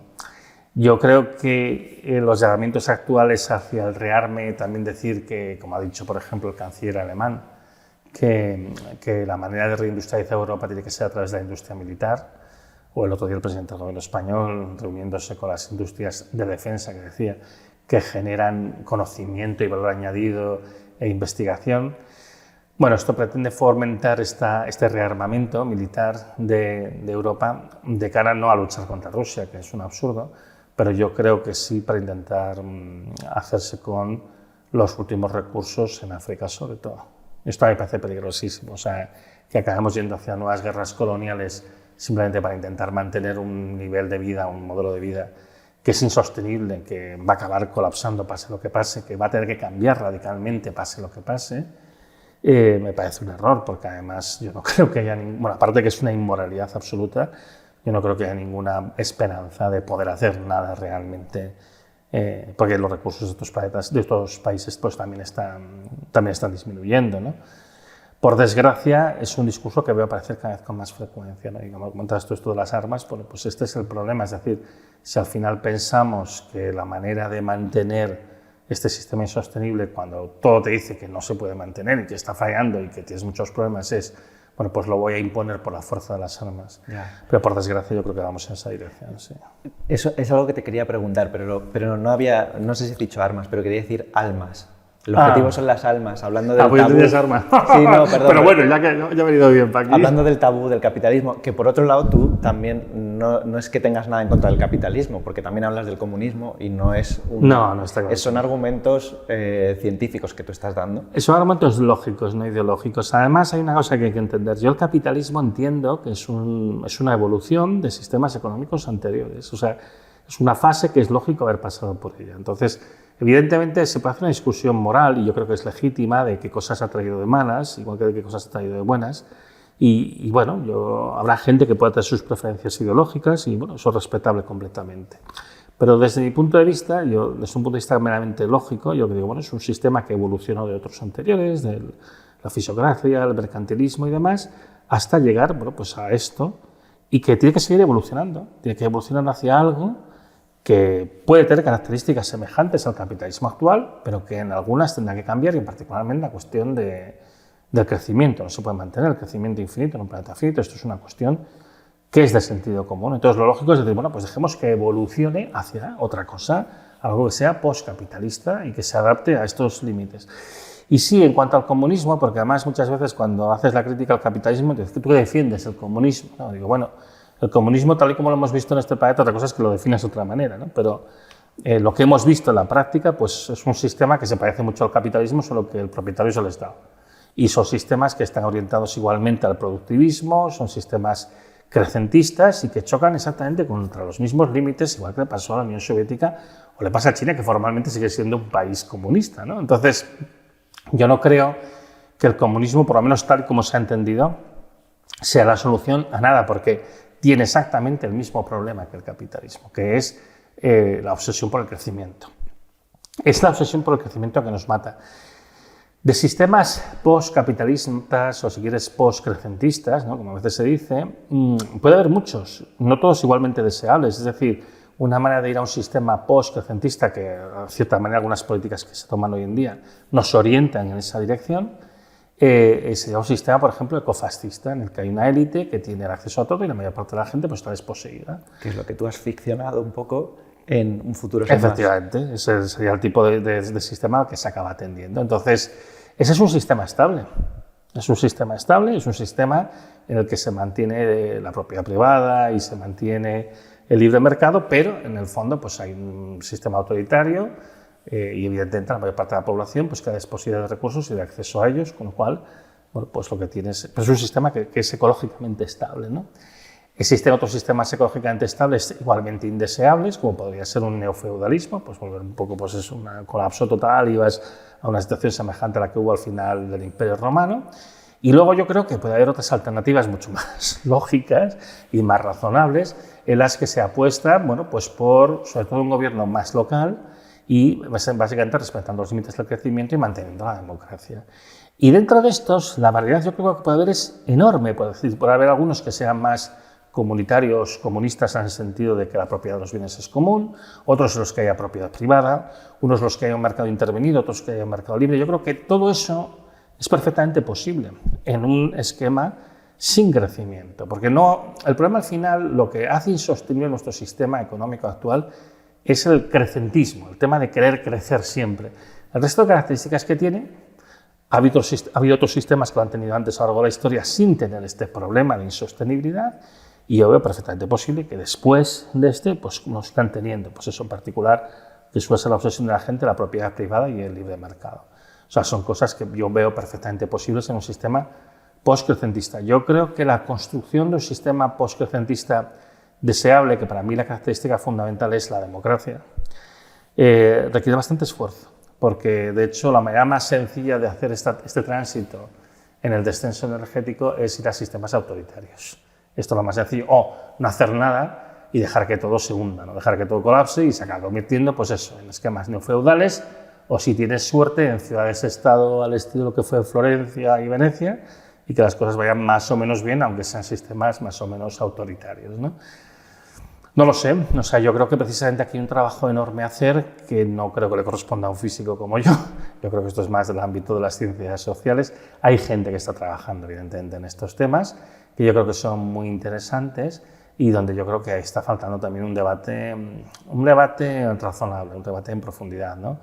Ha habido un intento de cooptación de este debate, de una manipulación muy artera, muy grotesca, yo diría, por parte de alguna opción política también, en el caso particular del Estado español, pero yo creo que está faltando pues, un poco un debate académico de cierta profundidad, que hay gente que lo está empezando en este momento, que yo creo que es lo que ahora mismo se necesita, ¿no? Es decir, pensemos, tenemos un poco lo de antes, la planificación, ¿no? Hacia dónde queremos ir, miremos todos los caminos posibles, hablemoslo abiertamente, discutámoslo y planteémoslo. Claro, tampoco puede ser una situación como la que pasa hoy en día, que cada vez que hablas de crecimiento, ¿no? Que es esencialmente decir, vamos a ver cómo, sobre todo en los sitios ricos como es España, cómo nos adaptamos a esta situación de descenso inevitable de los recursos y de la energía y de la lucha contra los problemas ambientales, pues hablamos de disminuir nuestro consumo de energía y materias primas al tiempo que mantenemos el bienestar, porque esa es la clave del decrecimiento, no es empobrecerse. Es al contrario, es mantener lo que realmente es importante, al contrario, es mejorar, es crecer en las cosas importantes, mientras que disminuimos nuestra huella material y energética, que esto puede parecer que es imposible, pero no lo es. Es imposible desde una óptica capitalista, pero evidentemente superando ese marco se puede intentar hacer, ¿no? Y es curioso que te encuentras pues, a veces declaraciones de algún representante político, yo bueno, no diré el nombre específicamente, pero de uno de aquí de Cataluña, que, por ejemplo, hace poco comentaba que no se puede aprovechar la sequía para intentar imponer el decrecimiento. Y bueno, primero, no creo que aquí nadie imponga nada. Y segundo, bueno, lo que habrá que hacer es discutir el decrecimiento, ¿no? Entonces, hay esta reacción un poco contraria. ¿Por qué? Pues porque, lógicamente, el discurso del decrecimiento está ganando cierto peso en España. Se está poco a poco cada vez hablando más, porque la gente está viendo efectivamente pues, todos los problemas que está teniendo el sistema económico actual y cómo no se están resolviendo los problemas de base y cómo en el fondo tendemos a un empobrecimiento, porque claro, si no tienes decrecimiento lo que tienes es empobrecimiento. Si no tienes algo democrático y planificado, que eso es lo que se propone con el decrecimiento, pues lo que tiendes es a la inflación, a la precariedad laboral y en general al empobrecimiento, ¿no? Y como veo que esto está ganando peso, pues yo creo que efectivamente hay esta reacción de decir, no, esto no se puede hablar. Yo creo que se puede hablar de todo. En una sociedad democrática madura se tiene que poder hablar de todo, evidentemente con un límite muy evidente que es el respeto a los derechos humanos de las personas. Pero yo creo que fuera de eso hay que poder hablar de todo. De manera que hablamos de crisis energética, gran descenso del consumo o de la producción de energía, hablamos de cambio climático, de crisis global y de crisis alimentaria, pero el problema de fondo es el interés compuesto. Ese interés compuesto es lo que nos lleva al crecimiento. O el crecimiento ilimitado, de manera que estamos buscando soluciones a un problema que está mal planteado. ¿Es un problema sin solución porque es un problema mal planteado? Efectivamente, estamos buscando cómo podemos mantener un sistema económico orientado al crecimiento infinito, y eso implica el crecimiento del consumo de energía y materiales, el crecimiento del consumo, en un planeta que es finito. Entonces, esto es evidente que es un problema que está mal planteado, que no tiene ninguna solución. Lo malo es que todas las políticas gubernamentales están orientadas hacia eso, hacia hacer crecer el PIB. Entonces, como claro, empieza a ser flagrante la contradicción que hay entre lo que realmente se puede hacer y lo que se pretende, se intentan introducir estas ideas de desmaterialización o de reaprovechamiento infinito de recursos, de reciclaje mágico, ¿no? Casi diría, y todas las ideas que luego en el fondo no están pasando, con lo cual sigues en la misma senda del empobrecimiento por no aceptar que la senda que deberías de seguir es una planificada y democrática, es decir, decrecentista. Entonces, yo siempre digo lo mismo, si no es planificado y democrático, no es decrecimiento, es empobrecimiento y, por desgracia, es el camino que de momento estamos siguiendo y es el camino que tenemos que abandonar cuanto antes, mejor. Ahora, bueno, pues esto ahora explícaselo a los representantes políticos. Yo en los últimos años he dado charlas, muchas charlas, y últimamente estoy dando bastantes charlas para empresas del sector productivo, que están interesadas en comprender las dimensiones del problema actual y que, bueno, pues primero quieren que les informe y después que les dé un poco mi opinión también en su contexto concreto, ¿no? Y esto es interesante porque las empresas que producen algo generalmente aman lo que producen y quieren seguir produciendo, no están pensando en crecer, están pensando en seguir haciendo lo que hacen, como es lógico, como es natural. Y yo creo que hay que ayudarles a hacer eso, ¿no? El problema principal, yo creo, de nuestra sociedad no está en el sector productivo per se. El problema está en el sector financiero. Porque el sector financiero sí que necesita el crecimiento porque es la base del modelo del sector financiero, que es el interés compuesto. Es decir, yo a ti te dejo un dinero, te doy un crédito y yo quiero que tú me devuelvas la misma cantidad de dinero que te he dado más un porcentaje de ese dinero que me has dado. Con lo cual, ¿qué sucede con esto? Que cuanto más dinero se presta, más grandes son los intereses. Y yo el dinero cuando recojo lo vuelvo a invertir, con lo cual hago que crezca y además de una manera exponencial, muy, muy, muy rápida, ¿no? Y esto es al final lo que nos está llevando a todos los problemas. En un mundo sin crecimiento no hay un futuro para el sector financiero, por lo menos tal y como está concebido hoy en día. De hecho, en un mundo en decrecimiento, el sector financiero seguramente no podría ser privado, tendría que ser público y orientado a aquellas inversiones que tienen el mayor interés social, aunque no reciban un interés económico, ¿no? Claro, esto es revolucionario, eso es muy comprensible que decir esto, pues lógicamente no se puede hacer, es que es un tabú, porque evidentemente, claro, los grandes poderes económicos, imagínate, los grandes fondos de inversión, los grandes bancos, que tú les digas que no, es que el sector financiero tiene que ser nacionalizado, es que vamos, lo mínimo que puede hacer es quemarte en una plaza pública, o sea, esto, yo entiendo que a día de hoy esto es una discusión impensable y sin embargo es físicamente inevitable. Pues insisto que no es una cuestión ideológica, es una cuestión lógica. Si no hay, no se puede hacer nada. Si cada vez tenemos menos recursos, pues tendremos menos recursos. También, ¿qué sucede? Como es lógico, esta gente que tiene mucho poder y mucha influencia, pues no se quieren creer que no vaya a haber recursos y dicen, tiene que haber alguna manera de que esto se pueda hacer. Aquí también viene mucho, pues esto que decía yo antes, de que estamos malcriados energéticamente, ¿eh? Nos pensamos que porque nosotros lo queremos, tiene que haber recursos abundantes y una cantidad de energía enorme, muy concentrada, que sea muy fácil de utilizar. Y nos negamos a aceptar que eso no pueda existir. Tiene que existir. ¿Cómo es que no? Si ha existido hasta ahora, ¿por qué ahora no? ¿Es esa mención que haces del pensamiento positivo, de que si lo creo muy fuerte tiene que aparecer? Bueno, esto es lo que nos lleva al tecnooptimismo, que de hecho es lo que domina. Pero fíjate que esto del tecnooptimismo, ¿no? La idea de que va a producirse un desarrollo tecnológico que nos va a permitir hacer lo que queremos hacer, simplemente porque nos resultaría muy conveniente que se pudiera, es un pensamiento infantil completamente, es un pensamiento absurdo y además contradice algunos fundamentos básicos de la legislación europea, como por ejemplo el principio de precaución, ¿no? El principio de precaución te exige que delante de una situación abierta como es esta, escojas la opción más prudente, la que menos riesgos comporta de cara al futuro, ¿no? Y sin embargo, el tecnooptimismo domina las políticas europeas, domina las políticas españolas y en general todas las políticas del mundo occidental.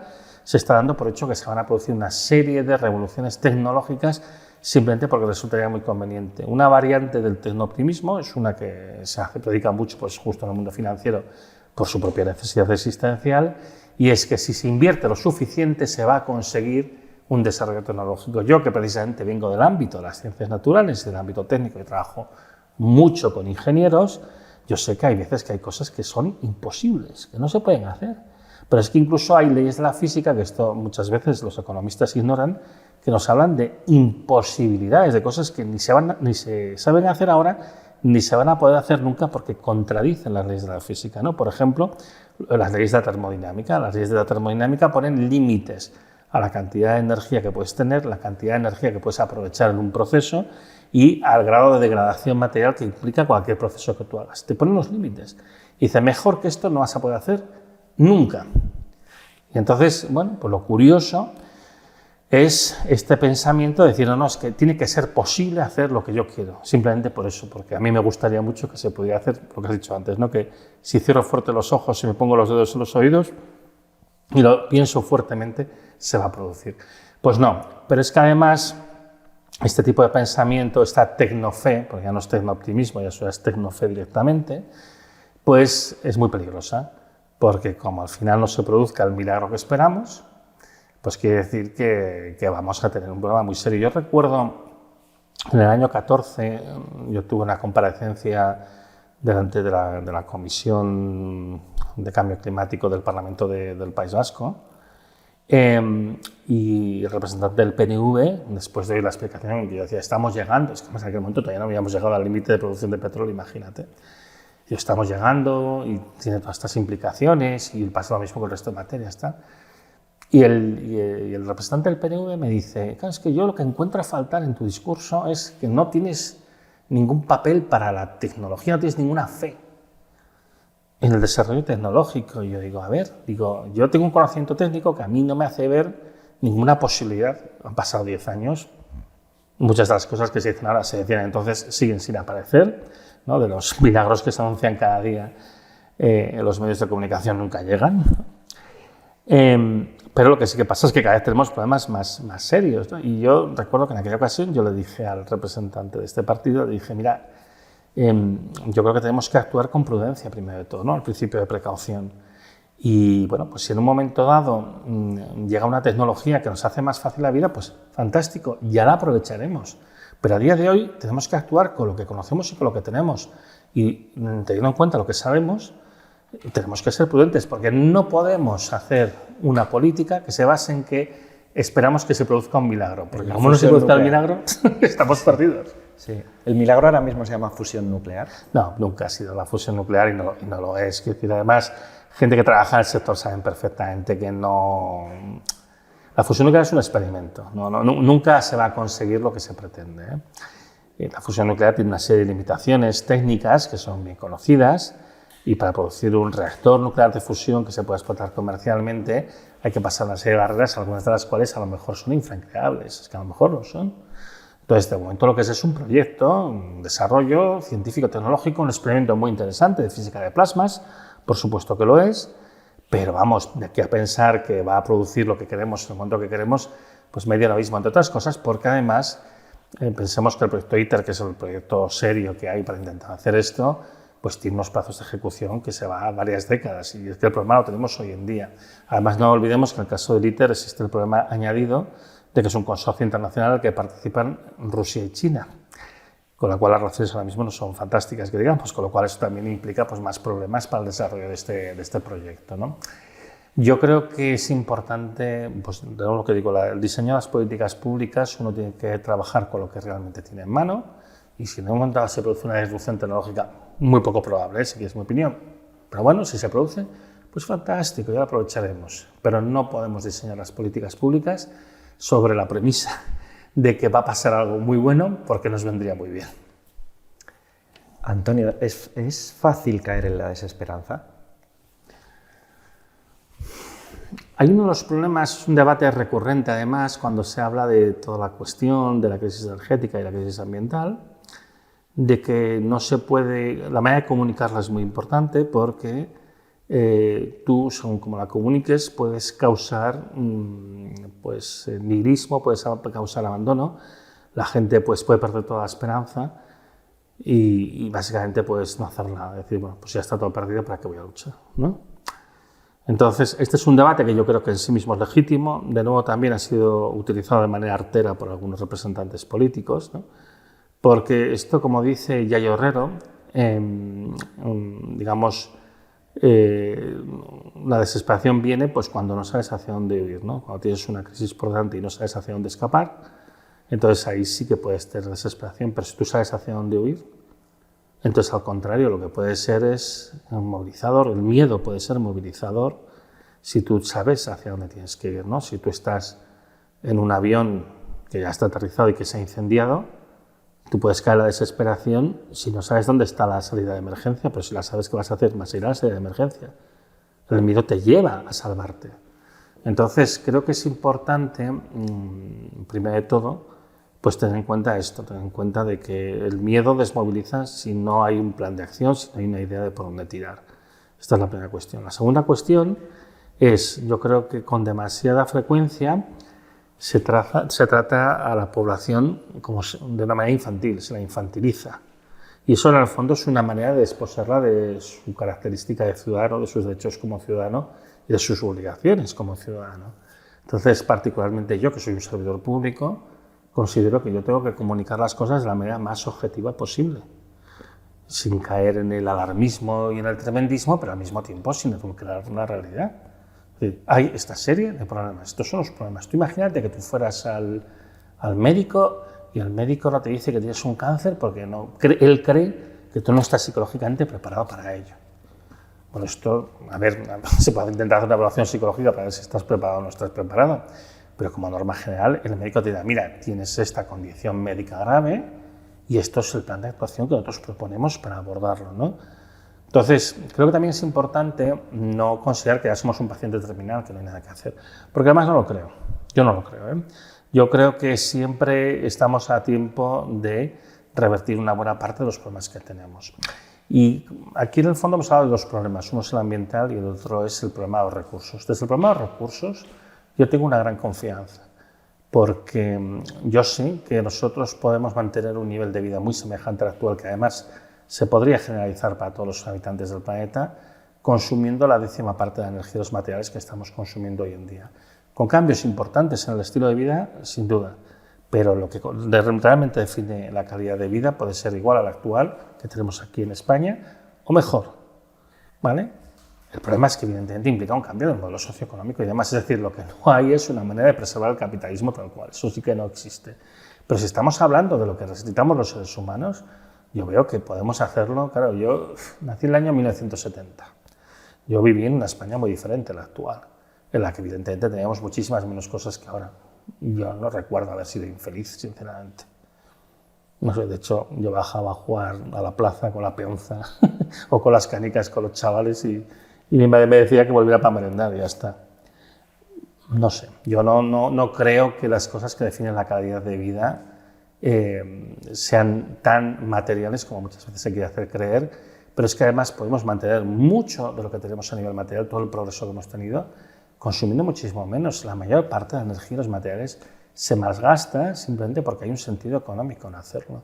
Entonces, desde ese punto de vista, yo no veo un problema técnico, ni mucho menos insoluble. Desde el punto de vista ambiental, los retos también son muy grandes y, por desgracia, estamos acercándonos a estos puntos de no retorno en el sistema climático, en el sistema global. Yo creo que algunos de ellos, por desgracia, los acabaremos atravesando y llevará a una situación diferente que implicará un esfuerzo de adaptación. Por tanto, desde el punto de vista ambiental, yo creo que los problemas son más graves, son más serios, a pesar de lo cual yo creo que es posible hacer una adaptación. Hay muchas medidas de mitigación y de adaptación. No va a ser un camino de rosas, eso lo tengo bastante claro, pero yo creo que hay bastante que se puede hacer y que podemos disminuir en mucho el sufrimiento, particularmente si nos ponemos ya a hacer las cosas. Yo suelo decir que no es verdad que no haya tiempo, pero lo que sí que es cierto es que no hay tiempo de perder el tiempo. Tenemos que ponernos ya a hacer las cosas.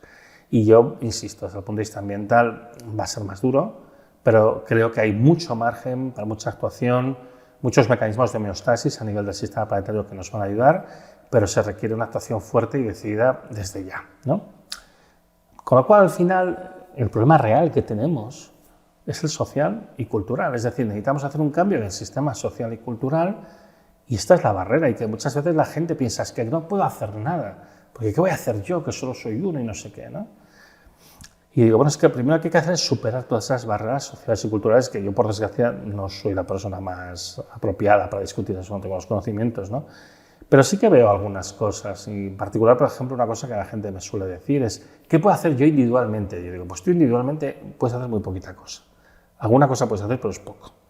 Pero es que precisamente esto forma parte del paradigma cultural del capitalismo, que es el individualismo. Es decir, tenemos que entender que el tipo de acción y reacción que tenemos que hacer es colectiva, no individual. Uno solo puede no ser mucho, todos juntos somos el pueblo, somos los ciudadanos, ¿no? No dice la Constitución española que el poder emana del pueblo español. Pues es que es así de sencillo al final. Es decir, nosotros, el pueblo, tenemos que decidir qué es lo que es más conveniente y adecuado y lógico hacer para nosotros. ¿Qué pasa? Que vivimos en un mundo, en un paradigma cultural dominado pues, por cuanto más tienes, más puedes, ¿no? Por los grandes poderes económicos, etc. Bueno, esto es lo que hay que superar, que yo entiendo que es una manera de pensar revolucionaria, pero es que es la manera de pensar que necesitamos para encontrar una solución. No puede ser que nos atasquemos en buscar soluciones técnicas imposibles como una fuente de energía mágica para poder hacerlo todo exactamente igual o unas tecnologías para remediar ambientalmente que no existen ni pueden existir y nos resulta inconcebible hacer un cambio en la manera de utilizar los recursos y asignarlos. Es decir, cuando en el fondo debería ser algo, por lo menos técnicamente, es una cosa muchísimo más sencilla, ¿no? Entonces, ahí está para mí la dificultad y yo creo que la gente que cae en la desesperanza, yo creo que hay que decirles, bueno, es que tienes que entender que el cambio fundamental que hay que hacer es aquel, es el cultural y social, no es el otro. En el otro yo lo veo posible, precisamente con conocimiento técnico es un cambio que yo veo posible, es algo que veo abordable. Como digo, no será un camino de rosas, no será fácil, pero es un reto que yo creo que estamos en condiciones de abordar. Pero es el cambio social y cultural más importante que se tiene que hacer. Te escucho levantar temas tabú, proponer debates necesarios y también esperanza y alternativas. Y sin embargo, te han colocado como el máximo exponente del colapsismo y de la destrucción. No sé cómo llevas eso. No sé si es frustrante. Bueno, es desagradable porque este tema en concreto viene promovido por una persona, que no voy a decir su nombre, que yo consideraba un amigo, que es una persona que viene del mundo académico, aunque bueno, su trayectoria académica es más bien discreta, por decirlo menos. Y esta persona en un momento determinado pues, empieza a militar en un partido teóricamente de izquierdas español y por desgracia, por un cálculo político para mí mal hecho, ellos consideraron que era una estrategia políticamente útil intentar demonizar a todos los académicos, porque no solo soy yo soy un poco la cabeza más visible, pero en realidad es un colectivo bastante amplio de gente. Todos los académicos que en España pues, trabajamos en temas relacionados con los límites biofísicos del planeta y tenemos posturas cercanas al decrecimiento, ¿no? Entonces, claro, como ellos, es que es muy gracioso porque tú miras los escritos de esta persona en concreto y hace ahora 4 o 5 años él defendía que el decrecimiento es una propuesta políticamente estéril de las torres de marfil de la academia, ¿no? A mí, bueno, pues muy bien, pues lo que me es igual, pues perfecto. Yo pensaba, pues a lo mejor tienes razón. Yo, oye, me centro en mis cuestiones de física, de ingeniería y, bueno, pues ya está, yo qué sé, tú quieres hacer esto, pues haz esto. Vale. Pero en un momento determinado, pues eso, ellos hacen este cálculo político, para mí erróneo, porque yo creo que les está saliendo mal, en realidad, de empezar a atacarnos. Yo digo, yo como el exponente más visible, y como en el fondo ellos ven que el decrecentismo está ganando cierta respetabilidad, empiezan a llamarnos colapsistas, a mí en particular, que es bastante ridículo, porque además yo siempre he dicho que a mí el colapso es un tema que no me interesa. Yo al principio, hace muchos años, cuando empecé mi blog, dediqué algunos posts al tema del colapso, pero es que prácticamente desde el principio siempre he decidido que el colapso es un daño autoinfligido, que las sociedades se hacen porque insisten en una idea que les daña, pero que además cuando uno estudia las civilizaciones pasadas, las que han colapsado y las que en situaciones semejantes fueron capaces de evitar el colapso, que realmente es un proceso reversible. Una vez reconoces aquello que te hace daño, y en nuestro caso lo que nos hace daño es esta idea absurda de crecer infinitamente un planeta infinito. Es que es de cajón, es tan sencillo como eso, ¿no? Y entonces, bueno, pues lo han hecho sistemáticamente, es decir, por no llamarnos decrecentistas, nos llaman colapsistas y lo dicen y lo repiten y en sus círculos más allegados y tal. Yo creo que están quedando como unos papanatas, sinceramente, o sea, yo creo que esto les está perjudicando más que nada porque yo en mi posición la he repetido 1000 veces, solamente los más burros y los más terribles hoy en día se atreven a llamarme colapsista. Además, de hecho, han recibido críticas muy serias, muy bien fundadas, por ejemplo, de Jorge Richman, ¿no? Diciendo que es que el concepto que ellos dan de colapsista nadie se identifica con él, ¿no? Y además es gracioso porque, por ejemplo, eso, han identificado, digamos, como personas afines al colapsismo, gente que venimos del ámbito de las ciencias naturales y que estamos trabajando, pues eso, ¿no? En temas de clima, en temas de energía, en temas de materiales, no sé qué, o sea, en temas muy técnicos en general. Y curiosamente hay personas, sobre todo del ámbito de las ciencias sociales, que sí que han defendido un discurso que se podría calificar colapsista en el sentido de que hablan del colapso como más algo posible, incluso hasta cierto punto deseable, como el propio Jorge Risman o Carlos Taibo, o luego personas pues, que no son tan conocidas, pero que hablan de estos temas, y de estos no mencionan a ninguno. Entonces, yo creo que lo que ha sucedido en este caso es que en el caso concreto de este partido político, como al fondo su propuesta es el Pacto Verde, el Green New Deal, es una propuesta que es indistinguible de la que hace el PSOE. Es indistinguible porque su propuesta al final es vamos a laminar el territorio con un montón de aerogeneradores y de parques solares, a pesar de que es evidente que no está funcionando, como hemos comentado antes, ¿no? Entonces, como realmente no tiene ningún rasgo diferenciador, pues el rasgo diferenciador ha sido el acoso a los académicos. Ha sido muy, muy, muy feo, porque han llegado a hacer cosas muy feas, espiarnos en listas de correo, incluso preparar una campaña de acoso contra una investigadora que es una referencia a nivel mundial en tema de materia. O sea, unas cosas absolutamente demenciales, ¿no? Lo curioso es eso, que gente así un poco desinformada les perciben como forman parte de debate. Aquí no hay ningún debate, aquí lo que hay es una campaña de acoso y punto. También es verdad que esta gente, precisamente, pues como están vinculados a esta acción política, pues conocen a determinadas personas en determinados medios de comunicación y entonces tienen altavoz para toda esta campaña que ellos mueven. Yo creo que a largo plazo lo que va a pasar es que su propio partido se va a deshacer de ellos porque en el fondo están creando un ruido sin sentido. Porque yo creo que cualquiera que se acerca al problema ve que, bueno, lo que decimos nosotros, pues gustará más, gustará menos, pero es que se alinea perfectamente además con el trabajo de investigación que se está haciendo en todo el mundo. Y además los problemas pues, son evidentes porque al final estamos hablando de cuestiones de física, de química, de ingeniería y ya está, ¿no? Entonces, bueno, yo creo que esta gente tiene los días contados, aunque ellos se creen muy, muy potentes y demás. Yo creo que es su trayectoria. Pero bueno, lo triste de todo el asunto, para mí, más que frustración, me produce pena porque te das cuenta de la cantidad de tiempo que se ha perdido en esto. Yo, de hecho, ya hace tiempo que decidí simplemente, o sea, yo después de aguantar un año, que se dice pronto, de acoso, incluso después de haber ofrecido varias veces la oportunidad de intentar pues, reunirnos, hacer un debate abierto, general, no sé qué, los diferentes modelos. No tienen modelos realmente, entonces no pueden entrar a debatir. Bueno, pues yo hice un post en mi blog en el que puse los puntos sobre las IES, llamé a la gente por su nombre, con la gente, ¿qué barbaridades has puesto? Bueno, yo he dicho la verdad, esto es lo que hay, por lo menos lo que yo pienso. Y como yo también sí que me he dado cuenta de que ellos crecen antagonizándonos, es decir, como realmente no tienen ninguna propuesta, su manera de hacerse visibles es discutir contigo, porque claro, si yo empiezo a discutir con ellos, es como si yo aceptase que son interlocutores válidos y lo estoy poniendo a mí mismo a nivel. Entonces lo que decido es ignorarlos, hasta el punto de que, por ejemplo, esto no digo nombres ni nada, y oye, a mí me parece fantástico si ellos tienen alguna idea, alguna propuesta, que la propongan, que dejen ya de rajar de los demás, que en el fondo es lo único que hacen, como auténticas marujas que son, que lo único que están haciendo es criticar a la vecina.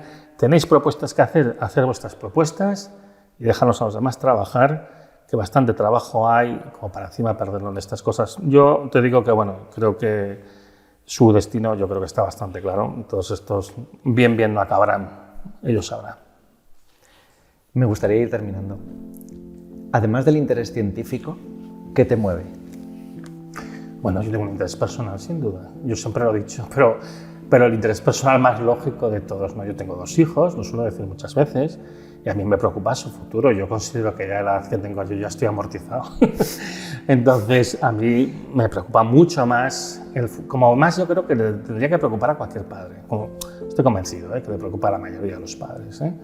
Me preocupa más qué va a ser de mis hijos que lo que sea de mí mismo, ¿vale? Me preocupa más su futuro. Entonces, el interés principal es el futuro de mis hijos y de los hijos de todos los demás. Es decir, no sé, yo creo que es normal. Es que el problema que tenemos también, de nuevo ahí está el tema de la necesidad del cambio cultural, y es que el paradigma del capitalismo es el individualismo. Y dices, pero si en el fondo, si aquí estás de paso, tú estás unos años y después te vas. Entonces piensa más bien en lo que dejas detrás, ¿no? Piensa lo que le dejas a los que vienen detrás. Uno, cuando miras cómo vivía la gente, porque yo he mantenido bastante contacto pues, con el mundo del campo a través de mi familia política y un poco también la mía propia, y maneras de vivir que eran diferentes, ¿no? Los valores que había, con todas sus limitaciones y problemas que también los había, pero tú te das cuenta de que había mayor respeto, pues eso, al tema de preservar las cosas para los que vienen detrás, ¿no? Que en realidad los que estamos aquí solamente somos arrendatarios y los propietarios son los que vienen detrás, que tú tendrán de arrendatarios son los que vienen detrás de ellos, ¿no? En fin, yo creo que la motivación más lógica y más natural para mí es el contrato social implícito que se ha roto con el capitalismo. Yo a la gente que piensa, bueno, esto a mí me ha pasado una vez, ¿no? Cuando yo explicaba estas cosas en alguna charla hace años y tal, y alguno que me decía, bueno, esto yo ya no lo veré. En plan, a mí me las den todas y yo pensaba, joder, qué manera de pensar más cutre, ¿no? Que decir, a mí me preocupa lo que vean mis hijos más que lo que vea yo, ¿no? Entonces, para mí la motivación principal es que yo creo que es la motivación más lógica, más razonable. Y por último, ¿qué te gustaría decirle a la gente que te está oyendo? Yo creo que al final lo más importante es que se informe, ¿no? A mí no me gusta cuando la gente dice yo creo a Turiel, ¿no? Yo creo que es malo creer a nadie. O sea, yo creo que lo que tiene que hacer la gente es desarrollar el espíritu crítico, que es lo que en principio todos como ciudadanos debemos tener, que busquen la información, que si no están de acuerdo en algo, que lo digan, que debatan, que piensen, que miren, que evalúen las cosas críticas. Creo que lo más importante que tiene que hacer la gente es no abdicar de su obligación irrenunciable a tener responsabilidad como agente político, responsabilidad en la vida diaria, en el día a día, de ser ciudadanos. Es decir, no se puede abdicar de ser ciudadano. Entonces la gente tiene que tomar las riendas de su propio destino y tiene que asumir su propia responsabilidad. Que se informen, que se documenten, que hablen, que discutan, que piensen, que se den cuenta de los retos que hay por delante, que si no entienden algo que pregunten y en el fondo pues que se impliquen en algo que a todos nos va en ello. Gracias, Antonio.